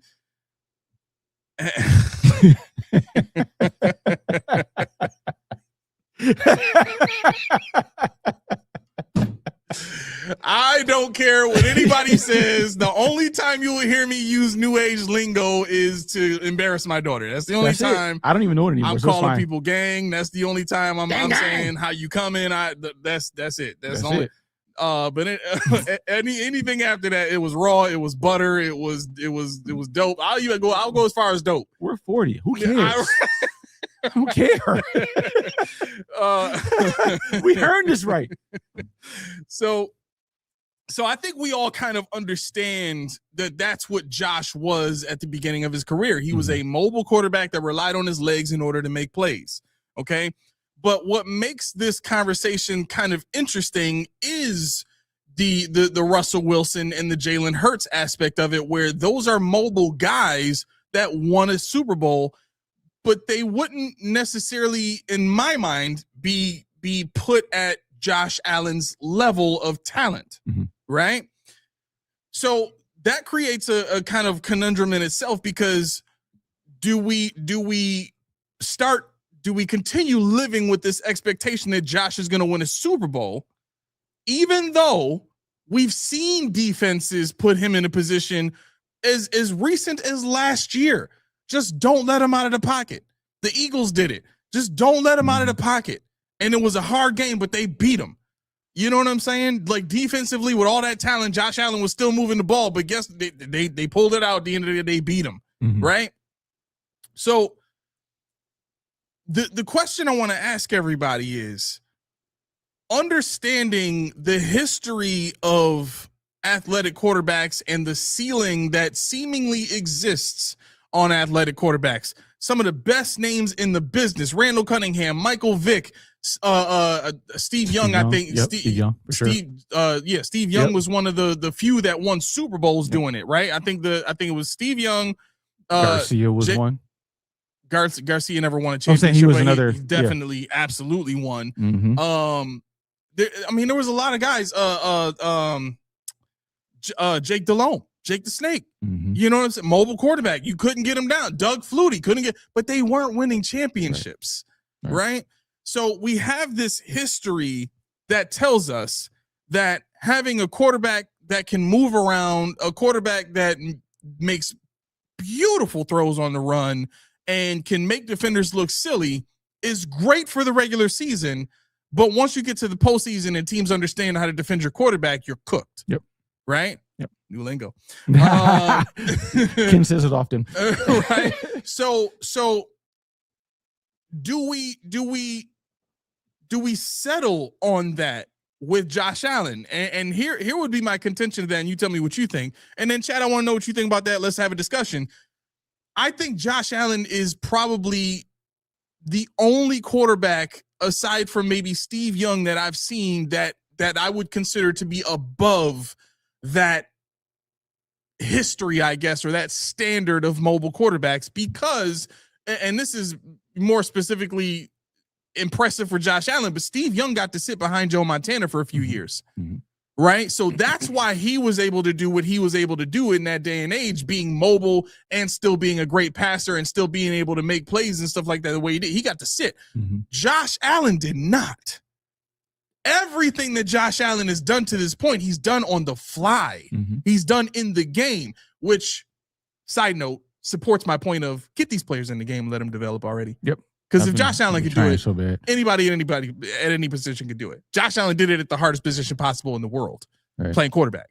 So, but back to the Josh Allen point, when you watch Josh Allen's game, I don't get the impression that he's stuck in his reads. He comes off as too intelligent. I mean, based on what you see, what do you think? No, I don't think he's stuck in his reads. Only problem with his passing game is that he's a late thrower. That's the only problem. And that's something we've known. So I put if you can't work with that as an offensive coordinator at this point in time, that's on you, because you know how to design it. You can tell him the progressions or what you envision to be progressions or how you're drawing it up. He can dissect it and he can make it work. Like I was talking to, I don't know who it was earlier, but what I would like to see, maybe it was Dorothy earlier when we were talking about James Cook and how she thought he should be higher. And I'm like, believe it or not, I'm like, he's never going to be higher than 6'7" because of Josh Allen. And they attribute him and they attribute offensive line. Now, why do I bring James Cook up? Because defenses know he's an all-pro. What does that mean? That means that they know he's deadly. So why don't you institute more bootlegs, more play action, stuff like that? That's where you need to change your game. Because defenses see Cook, they're going to clinch up. And so Josh Allen at 30 years old needs to use that to his advantage. You can sell your bootlegs, you roll out, you move your pocket. So it's still controlled frenzy. What was beautiful about Josh Allen, I think what was the stat they had where he had the most completions inside of the yard of the sideline or whatever it was. Because he's scrambling for his life. But if you control the frenzy and move the pocket and he still plays within the pocket that you set, wherever you set it, that's how you win in the playoffs. The defenses say, I can keep you in the pocket, but it's for us to tell them, okay, the pocket's over here, though. The pocket's over there. We want to be here. Right. I think for the longevity of Josh Allen, I think the longevity is going to be housed in the fact that he needs to stop getting hit. And I think that was the albatross on his shoulders with McDermott. He kept taking a hit. And McDermott, like, you can run all day, but if you ain't sliding, I don't want you running. And Josh, like, I don't want to slide. I want to get hit because I need to feel it. I don't need you to be alive. I need you to be alive. Yeah. So I think the next iteration of Josh Allen is to learn how to operate from that pocket area. And I don't want to say Lamar took the step that I'm looking for in terms of, if you look at Lamar when he scrambles, his eyes are always looking to make that pass until he gets past the line. Josh, like, I'm out of here. I'm about to truck somebody, and I think the longevity for somebody his size, to say, you know what, I'm going to use my feet to make this pass, opens everything up. And that's what I put the onus on Joe Brady to do that this year. That's where I know if Joe Brady wins or not. That's where I know if Pete Carmichael is a winner or not. When I see Josh Allen say, I'm having fun, but he's doing what Joe Brady acted. Joe Brady, I don't care what people say. Joe Brady's not this run and gun. He's not going to just abandon the run and do all this stuff. I don't know if you guys saw on X, I think Dorothy put in Discord, maybe there was a projection for our starting line. You'll notice there was 2 tight ends, not 4 wides. They still want to run heavy. Yep. And you got to run it back like Cook, though. But see, that's the thing. If Singletary was still on the team, then I stand by 4 wides. Everybody they're getting shots, and I'm not even doing it. This is beautiful. This is like the automation you built. Whatever. I'm just saying, like. But yeah, I mean, if you're looking at how this offense can run, this offense could be so much easier for Josh, but also so much more efficient if Josh really believed that he had what he should have. If he believes that Shakir is going to be downfield where he wants him to be, if he believes that DJ Moore is going to be open wherever he needs him to be, whenever he needs him to be. Keon Coleman, they had him as a starting Z. I don't know if you saw that. but Keon Coleman. Ooh. Yeah, they had DJ Moore, Khalil Shakir, Keon Coleman, Knox, and Shakir, or Knox and Kincaid. No fullback, just cook. That was beautiful. Yeah, I liked it. So you're not gonna see this ode to LSU where it's just running, gonna just throw the ball downfield to whoever. But this could be fun. It could be interesting. It could work. It could be something different than what we saw. I'm gonna love it while being the same. It really could. I think that does bring another interesting part of this conversation too. And Steve kind of he cut to the quick real quick. He says John Elway and Mahomes. Hello, Josh Allen is basically futuristic John Elway. The reason I didn't mention Elway or Mahomes is also the same reason why I kind of slid Steve Young into the conversation early on to kind of, keep his image in people's minds, right? Mm-hmm. Here's why. There's one thing that Mahomes, Elway, and Steve Young have in common. Okay? They had one of two things. All three of them had one of two things. They had great coaching or great defense. Okay? Mahomes has gotten to Mahomes has gotten to one Super Bowl with an elite defense. Mm-hmm. John Elway won 2 Super Bowls with an elite defense. Steve Young got his Super Bowls with elite defense and great coaching. Okay? Mahomes, you could say, had great coaching most of the time too, right? And what I mean when I say great coaching, there was some sort of offensive scheme or defensive scheme that took the pressure off of those quarterbacks so that when they went to make plays, it wasn't the end all be all of the future of the team. Mm-hmm. You know what I'm saying? With Josh Allen, if Josh Allen doesn't make plays, this team don't move. We saw that last year. Right. That's exactly what the Bills look like when Josh Allen cannot make plays. It's hard. It takes forever to score points. Even if it is 30, the 30 comes in desperation points at the end of a game because we're scrambling to do things that we don't usually do and teams don't have on tape yet to anticipate. That's how 30 points comes about if we're talking context, right? So when I'm thinking about the Mahomes and the Elways and the Steve Youngs of the world, is Josh Allen now going to slide into that category with Brady at the helm, giving some sort of scheme advantage? You know what I mean? We got Jim Leonard coming with his scheme advantage and his ability. How's that going to look to you going forward? Right. Tommy's over having a seizure because we're talking about Singletary. We're going to lay off. We'll be all right. We'll be all right. There you go. He's over there having a seizure. Hold on. All right, here we go. Dude was drafted in the Dude was drafted in the NFL from FAU, did more than many athletes that never got the chance or did, and were out of the league in 1 or 2 seasons. Where's Singletary now? I don't know. Is he still in New York? I don't know where he is. He would be thankful to still be in New York. Behind Scatterbo. Yeah. I think they got somebody else too, but that's all right. He had if he would have got a wedding gift from our man old Lil Dirty, he would have been all right. But Singletary lives around the corner from a bodega and said, "I'm going to run and go get some milk," and is still running to this day. Has not made it back home yet. He's going to get him a chopped cheese. Went to go get a chopped cheese. Took him 3 days to get back. Because Ock was like, "Nah, you got to wait in line." His 40 time is 5 miles per hour.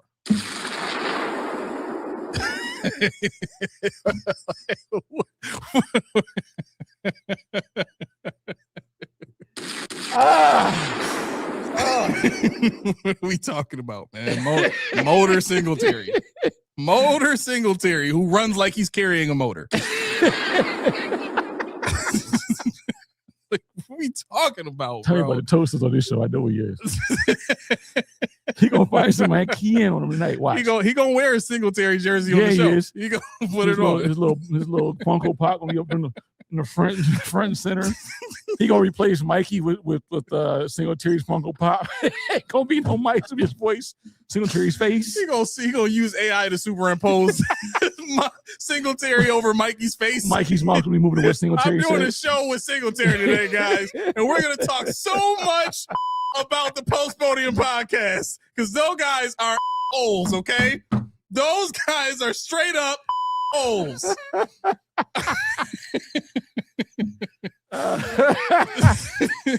This is hilarious.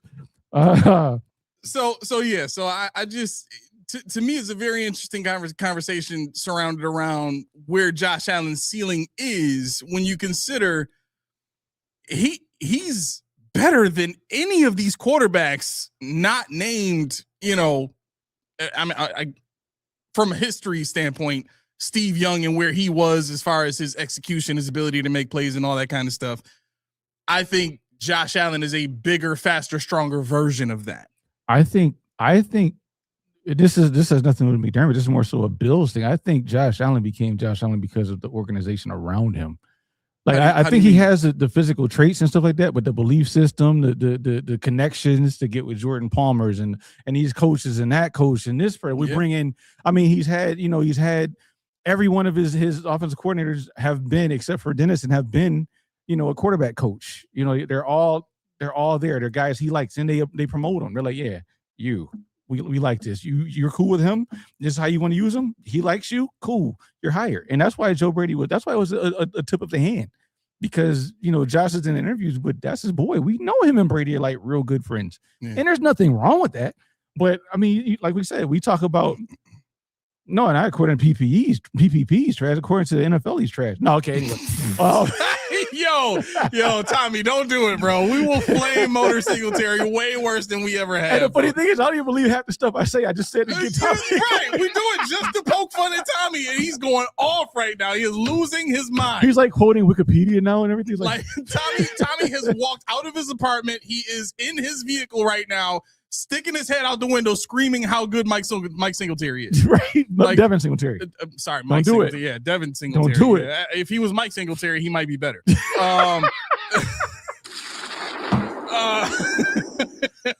He might be a little faster, too, from what I understand. Mike Singletary was a great linebacker. I can imagine Devin sitting there on the couch with popcorn, watching the show. He's got a Singletary coming out of his eye. Oh, yeah. Listen, he's like, if Devin Singletary ever had to go pee and he was sitting on the couch, he's cooked. He's cooked. Not going to make done. it. He runs too slow to hurry up and get there. But when he's 60, matter of fact, he probably just needs a bedpan right now. Yeah. Just give him the bedpan, give him a diaper. I think he's only, 35, 40, maybe? I'd be probably Singletary? than that. Singletary? Yeah. I don't think he's 30 yet. He's not 30? I don't think so. Oh, he's still not making it to the bathroom. still not making it. I don't care. Listen. If that bathroom is further than 10 yards away, he's not making it. Yeah, and see, Sandra just made my point. Well, it didn't make my point. She made her own original point. I can't do anything. My mouse is stuck, but there it is. I think. Is that you? No, me. And she said, Josh and McDermott was friends too. Josh ate with McDermott and his family every Sunday. See, that's what I'm talking about. Like, how many places embrace somebody that's so, as your word, raw? Mm-hmm. And I mean, just take it for what it is. It's not me calling him raw. It's not me saying that he had a lot of work to do. It's the fact that a testament to Josh Allen is he really wanted to learn. He really wanted to be better. I made fun of a video on Instagram where it showed Josh Allen getting golf instruction. I don't know if you saw this, but basically Josh Allen, he's got the club and he's got a coach, touching his shoulders and he's holding him down.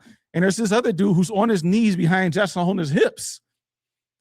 And the caption said, every Bills fan wishes they were the guy in the pink, which is the guy. And I said, Laura, should I post this in Discord? I said, never mind. I'm not going. I'm just going to send it to you. But the thing is, when you look at the tutelage and he's never going to play in the PBA. Well, what is it? PGA. He's probably never going to play in it. Who cares? But why are you doing all this to learn how to golf better? Yeah, you're doing all. It's like me being on this show, and I have a free throw shooter instructor. I'm never going to play basketball again, but I got a guy trying to help me perfect something that just doesn't matter. But that's the kind of student he is, and that's a testament to him. Imagine having $500 million on the line, because the going rate was up and up and up when he was a rookie. He's like, if I'm good at this, I can make a lot of money. Yep. And if he didn't say that, his parents said that. If he didn't say that, what was her name? Brittany, whatever, who doesn't get anything now, said it. So it's like, after football, this is what I'm doing. this is what I'm doing. So, and the thing is, when, like you said, when you have McDermott welcoming the quarterback into his home, you have Joe Brady, you have Brian Daboll, you have Dennison, you have, well, not Dennison, you have Dorsey. And there's that song again. I gotta send this to you because it's not what you think. It's a good song. Listen, I got water. This ain't wine. No, it's a good song, but it's deeper than just him being good. You had to have the foundation, but you got to have it between the ears. And no, I'm not perfect. I need to work on a lot of stuff. Yeah, and that's where Josh Allen being in Buffalo was probably a blessing for him.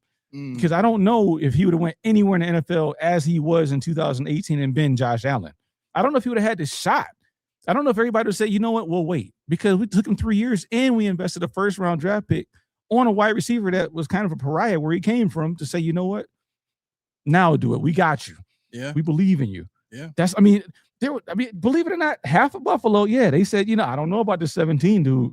I'm getting worried. 3 years. He's got 2 more years on his contract. Should we pick up that 5th-year option? I don't know.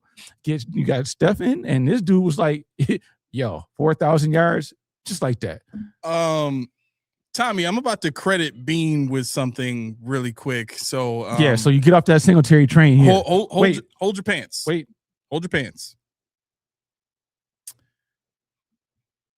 Looking at the drafting of Josh Allen, I think what really sticks out and what everything that you said kind of brought to my mind was, I don't think any of the responses or behavior that Josh Allen portrayed or showed us in his development and all that, I don't think any of that stuff could have happened if he wasn't in the right city at the right time. Because at that point in time, we were the Patriots. Like, They was honing us around, like, for like, whenever we want to come and take it, we gonna come and take it. You gonna give it up, straight up, right? And having Josh Allen come into that culture where we were so desperate for something to give us inspiration and give us something to be proud of. That's Josh Allen's whole life. Yeah, like, he fought and clawed and scratched for that thing. And it takes a masterful marketing mind like Brandon Beane to be able to see to the heart of that connection and say, that's the perfect guy with the perfect mindset and the perfect backstory to come to Buffalo, a city that has been downtrodden for years, has been an underdog for years, has been desperate for someone willing to fight for them for years. And we connect these two together? Yeah. Match made in heaven. Yeah. Brandon Beane gets a standing freaking ovation from his marketing perspective to be able to see that, identify that, and go and make the moves necessary to go get that. Yep. So big ups to Brandon Beane for that. And this is where I'm going to bring it down to earth. J Ham, he's not the one that's on the Beane hate trail. It is moi. Thanks, Joe Shane. I mean.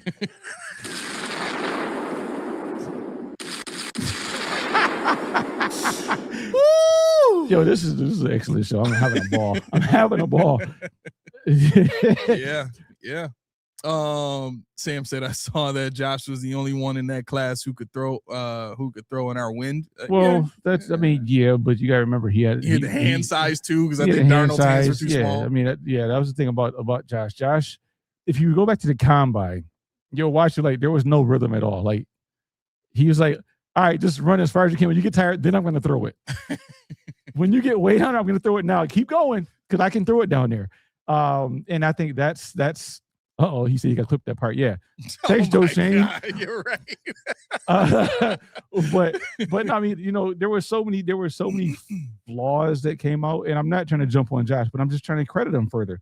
And I think Nady, who doesn't want to give Daboll any credit, said that he credits Jordan Palmer more than Daboll. Sure, but who gave him the number? Yep. I mean, Daboll said, I got a guy.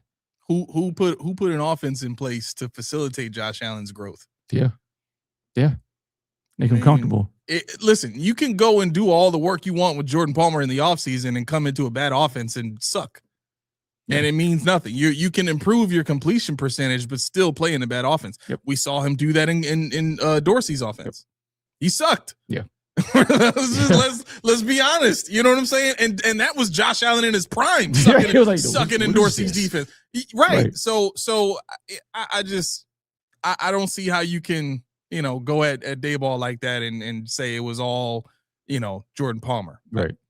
You can't because Jordan Palmer wasn't there the whole time on the sidelines doing everything that Josh needed when he needed it. Yep. All right. I think we've gotten through the main topic here. Did you have anything else? Let's see. Oh, yeah, sure.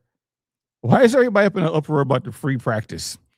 Like whatever. Yeah, because the scrimmage is only open for season ticket holders and PSL owners. So so what?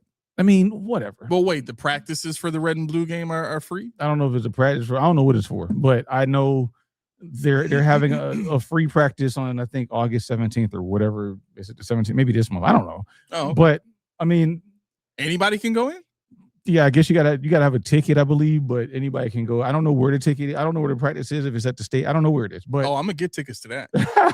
But see, this is free to get in there, and I can just say I'm sitting there. I just want to see the stadium, and I can do that for free, bro. Watch out. You're nice. See, this is where I am with that, and I wish I had that level of fandom. I really do, and that probably comes with me not having any personal time to myself. I think that's the issue. Laura, don't do that. You're only supposed to take 2 bites, no matter how it feels at first. Don't say anything about OJ now from now on. The chat will be hijacked. Like, what? We didn't even say that yet. Why are we talking about Al Collins? Oh, never mind. She gonna start telling our personal business. Yes, she is. He should have 6 toes in his left foot. I really don't, but it's just. But I mean, for me, it's like, I'm a football. I don't want to say traditionalist, but. See, my thing is when it comes to the practices and it comes to training camp, it's so marketed now. I don't get what I want. Yeah. See, I don't know if you ever went to when they were in Fredonia, but the 2-a-days when they were wearing full pads, they were hitting and people were fighting because they were getting hit too hard. You had to watch Yanel Jourdain and Kerry Bender, rather. And you had to watch, Alex Van Pelt. I thought he was a lineman because I'm 8 years old. But Alex Van Pelt is the only name I recognized in all that. Yeah, but that's why I'm naming these people, because you watch them and you're like, oh, snap, that's the little dude from Cole College, and being a black kid, you're like, they do make white running backs. Wow. Because all I knew was Thomas Jervey and Kerry Bender. so but you're watching this and you're seeing Jim Kelly and them, but they weren't really signing autographs per se. They were going to work. Like there was no setup over in his building to buy merchandise or what. You drove up, you parked in the Fredonia parking lot, and you walked up to the orange gate fence plastic thing, and you watched. And if they wanted to come to the thing, you sign them. They sign autograph, whatever. But why are you asking for that? Then you go wherever you go and come back for the second iteration. Oh, that's silly, Key. That's silly. Why would you do that when you can go practice for 15 minutes and then come sit down with Steve Tasker and Chris Brown and talk about what just happened? You got DJ Milk over there, like, you know what I'm saying? Like, yo, Tommy is peeing on our floor again over here. He's talking about second. So he's saying that Josh Allen had a great year under Dorsey, or that was some of Dorsey's best. It wasn't numbers. 30 points though. No, your man Bean said we scored 30 points in those last 8 games before Elijah. To be clear, we're not talking about the first 2 years of Dorsey's offense, because let's be real, that was still Daboll's offense. It was Daboll. The offense that you're attributing Josh Allen having some of the best numbers in his career was still the fundamentals of Daboll's offense. Yeah. And then the year we transitioned to what Dorsey was good at, which is the pro style offense, 12 formation, he's terrible. Right. He's terrible. That's what we're referring to. So please take your piss off of our floor and go back into the other room and just wait until we call you, bro. Like, please remove your piss from the floor. Thank you. Clean that mess up. So kind. You coming in here? Can't wait to piss on people's conversations, bro. Like, come on, just man. Scoop it up. Stop, son. Stop, man. But no, I mean, if I'm looking at this and I'm like, oh man, I remember the driver. I remember, them working. I remember seeing Marv out there yelling at people. I remember, whoever it is, Fairchild out there with Steve Christie and they're working on kicks. And it was one field. There was no pavilion where you sit in the stands. You got to bring your own chair, and it's just so, he won't knock it off. You didn't know that? But it's just so commercialized for me now. You know what I mean? And obviously they're trying to market the stadium. They're trying to market this player, that player to feel good, to get the ticket sales driven up, which is fine. I respect it. And I'm not going to take that away from the players that not players, but the fans that really enjoy it. The fans that have to go out there. I just want to see what they look like. I don't care what they look like till they play against Patrick Mahomes and Malik Willis and all those guys. Like, for me, it's like, okay, cool. But I want to see that. Yeah. Because it's always going to, it's always Keon Coleman. It's always Mac Hollins. It's always Alec Henderson. These are the unsung heroes of training camp. I didn't come for that. I came to see if Josh Allen is now hitting the flats. I came to see if Greg Rousseau can corner now. I came to see, how does Kilgore look with Bishop versus CJ GJ. That's what I'm coming for. But, it's more so, okay, the whistle blows. We got music blasts, and I can't hear really what they're saying to the guy, and it's just, it takes a lot from me. It takes a whole lot from me. And do you think it's do you think the Bills in a way are falling victim to the size of the city when it comes to that? Because they almost have to market in that way to stay relevant and stay viable throughout the year, as opposed to other teams that, they're in bigger cities and they make so much money, during the regular season that it almost really doesn't matter, how much coverage they get for their training camps and their practices and stuff like that. It's almost like people just, there's so many people in that region that it's like, let the team do what they're going to do. I'll worry about them when the season starts. I mean, at first, sure. But now, like when I'm at work at night, on Fridays before the game, on Thursday, planes are full of people in Bills gear coming to Buffalo to see the game. So I think it's like a self-sustaining machine at this point in time. So, Rochester knows about them. Toronto knows about it. Montreal freaking all comes down here on a 10-hour bus to go to this. And they don't want the game anywhere else because they said, this is where it's at. This is the atmosphere we need. And I think now with Josh Allen being out there, with James Cook being out there, with now DJ Moore's, with the new head coach, even Cam Newton's and people like that who talk about the Bills. Everybody's got their ear to the street. There's a guy on Instagram, black dude. He's from Texas somewhere. He wears his cowboy hat. He came to Buffalo for the first time after being a Bills fan, after somebody said, you can't be a Bills fan if you've never been to Buffalo. And he's like, all right, fine. I guess I'll come up there. Now he loves Buffalo. He took a picture at night in Martin Luther King Park, which I could tell him that's probably not a good idea. But I digress. It's like far and wide. Like, people say the Cowboys are America's team or were America's team, but now it's almost like it's the Bills. Because if you listen to, was it Shout? I think it was Shout. Perino and Talbot were talking about how, who was it? John Scott went to Ireland with his family for vacation. They happened upon a bar or hotel that the owners are Bills fans in Ireland. I mean, this team is, I don't think they're really wanting for it, but I think at this point in time, fans love it. And they know fans. So I can't knock them for giving the fans what they want because fans crave that stuff. Whereas somebody like me, where I asked Laura, and this came from our conversation earlier on Thursday, I said, would you think it's fair to say there's two different kinds of Bills appreciation folk? You got the fanatics and you got historians. And that came from the OJ conversation, because you got fanatics who get involved and invested in the personal lives, the IGs. And then you got historians who's like, F all that. I need to go on YouTube and find a black and white and see what this dude did. Who was he playing against? What did the landscape look like back then? And I can separate, everything from, Jack Kemp and whatever, or, because you think about it, this is 60s. We weren't even allowed, as you and me weren't even allowed to be in the same team bus. So how many of my teammates stood up and said, you know what, I'm not playing unless he plays? How many would have said that? How many said, get this dude off my bus? He's not the same color as me. So when I think of that, I say to myself, I can't separate the wall. I can't separate the hall, because I don't know the character of the guys that are up there. And I don't, it goes back to UB and the Orange Bowl. The only time they could have played the Orange Bowl, they didn't play because they had 2 black players and they weren't allowed to play in the game. UB, they said, we're not coming. So thinking about the landscape now, I'm like, okay, there's so many levels to this, but being a historian, I can say, you know what? I know they don't like me for my color. They don't like me because of what I am, but they were a Buffalo Bill and they didn't do anything personally to me. Yeah, I can tell you right now, I know I shouldn't say this, but I know there's some current Sabres that don't really appreciate people looking like me on their team. But guess what? They're Sabres. And that's what I take them for. Yeah.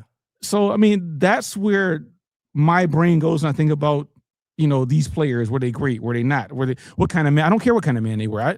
I do care if what you're doing off the field stops you from doing what you need to do on the field. That's when I care. And Laura called me. She caught me when she said, so Key, you keep saying that what happens off the field doesn't matter, but it does. I said, you know what? You're right. However, I don't look at the morality aspect. I look at the can you do what you're supposed to do aspect. And if you can, the rest of it is what it is. We're not friends. You're never going to care about me. I don't care about you more than I have to. Mm-hmm. And I think that's the thing that really drives this home for me when I think about who should be where, how we recognize, how we remember people. Yeah. And I'm not saying it's wrong, but is it right to say, you know what? Nope, can't do it because of optics. Because optics state that these people were the foundations for what you're talking about right now. Some of them. Couple things. Laura says, me. Questions like that try to simplify life more than I like to. My answer was, I'm a fan and historian, which I'm sure Key hated. I didn't hate it, but I'm like, nah. Because even she said I'm more of a fan than historian, but yeah, I mean, you figure you're your age. I'm not going to say it because I don't remember if you like putting it out there like that, but most age, women don't. Right. She'll say it when people talk, but. Yeah. But, the common courtesy is, no, I don't want to fight again. Common courtesy is I respect your fandom. Some people say I've only been a Bills fan since Josh Allen. I respect it. But don't tell me about something in the 80s. Don't tell me about something in the 70s. Don't tell me about something in the 90s because he wasn't here. Josh wasn't even born yet. Yeah. But if you're telling me that I watched through the progression, I watched Bledsoe, I watched, Jim Kelly, I watched Marino, okay. Now, if you're, like J-Ham's early 20s. I'm not going to say you don't know Ish because you weren't here, but the era of which you started, you get a different viewpoint of what we're talking about, the same landscape.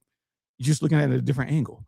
And this is not to pick on J-Ham or Laura or anybody else, but that's just how I choose to look at my team. 51, there you go. Boom, 51. She said she wants 51 likes on this video. Hey, let's go. Let's go. 51 big ones. So here's my slant on that perspective. Mm-hmm. Pete Rose, for many, many years, was held out of the Hall of Fame because he bet on games, right? And the moral impact of a player betting on games that he played in and how it kind of cheats the system because you can tweak the numbers. It hurts the integrity of the game. That is not only damaging to how the league itself is perceived from a moral and a business standpoint, but it also hurts the league from the standpoint of parents may not want their children watching a league that does not extricate a player that does that, because the perception is, well, if you cheat and you violate moral codes, it's okay. You can still make millions of dollars. Yep. Right. The problem with that, though, is when we see Nickel Roby-Coleman hit the receiver for the Saints blatantly before the ball gets there in a playoff game, and the Saints end up losing that game off of a hit that was clearly pass interference, and it does not get called. I just found out from my wife yesterday that the referees in these soccer games determine whether or not the time is actually the end time of a soccer game. Mm-hmm. Like it doesn't actually, like, there's no buzzer that goes off when the final time hits the final time. The rest kind of And watching that Mexico game last night, they had a whole extra minute to try and score on 10 players playing for England at that point in time. Right? So when we're talking about what's morally right or wrong, we see these instances where it's like, that's an injustice that's not captured and not gotten out of the game. And we talk about this so many years with the Buffalo Bills, the measurement in the Chiefs game, the AFC Championship, when it should have been a first down and they called it 4th and 1, and I think we still ended up getting it after that, but like, no, actually we didn't get it. That's why it was such a big deal. But the Bills see calls like this all the time against the Chiefs in the playoffs or in big game situations against big time teams.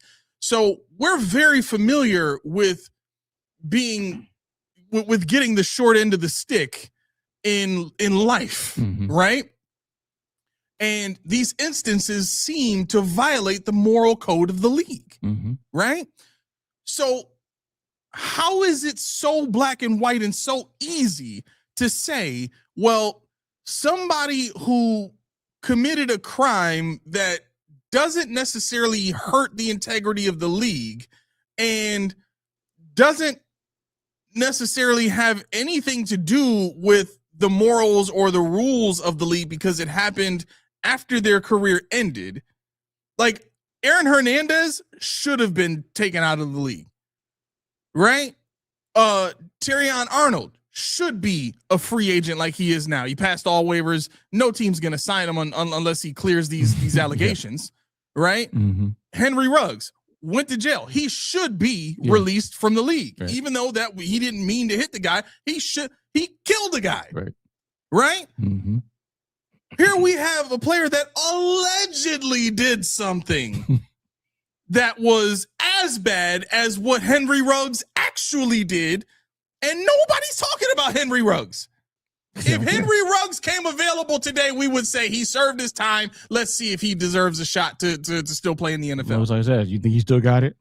Michael Vick went to jail for fighting dogs. We vilified the man. The Eagles still took a shot. And guess what? People embraced him after that. He's on TV now. He's coaching now. We have no issue with that. So the league showed you that if a guy pays his penance, leave him alone. Yeah. Right? And here we have a player that's getting kicked off the wall of fame, basically, for allegations. For Von Miller type stuff. Domestic violence, allegations. Not even convictions. Allegations. It's, like, again, we try to keep a straight, objective line of thought on this show so that we're not overreacting or reacting emotionally to things. Does it frustrate me that people can't seem to shake out of their emotional reaction to this? Yes. Is it understandable though? Yeah. Because there are a lot of people in this world where if something matters to you, and maybe some people are not in control of that stuff. If something matters a great deal to you and maybe you haven't taken the time to search out and understand why, maybe you can't express or explain or articulate why, but it does mean and matter matter to you. It means something and matters to you. So I can be empathetic in that way where I can completely understand how you feel and why you feel what you feel. But how does that align with the logic of all of the other stuff that I just mentioned that we see going on in the league? Because if your logic is going to be static and it is going to be straight and firm in your belief, as much as the hard stance that you're taking, then all of the other stuff that aligns with that one thing that you say you don't like should also be vilified, should also be absconded, should also be pushed out of the league, but it's not. Right. But you know what shouldn't be pushed out? What's that? And you know what is not alleged? 733. I'm sorry. That's all right. What's not alleged is that have you heard? Heard what? There's a drink out there. This drink is good. It's on the loose? Oh, it's on the loose. Oh, almost like juice. But I digress. 3C. One part refreshing, one part delicious, two parts healthy. That's what you expect when you get yourself a case. Get yourself a case. We've been saying this long enough of the good stuff. What do I know? I don't drink tea, but I will drink that because that's a good drink right there. What are you doing? Get yourself over to Reed's. Get yourself to the dispensary or to the store. Get yourself a case, not the individual. Tell them, I don't want that. I want the big boy. I want the 40 ounce of the Reed's. Well, what do I know? See for yourself. Head over to the dispensary. Head over to your store. Get yourself some Reed's. Don't trust me. Don't trust him. Trust your taste palette. And let the people over at Reed's know that PPP sent you. All right, we got to make this one a barn burner. We're going to do this real fast, so let's go! All right, if you're hearing this music, that means we got to jump out the window real fast. So here's what I need y'all to do. Listen, we have the Post-Podium Podcast Fantasy Football League starting in just a few weeks. We're going to close out rosters. I'm going to finalize. We need at least one more player so that we can have 10 for the league. There are 14 total spots in the league, so that leaves us with what? We got 5 spots available right now.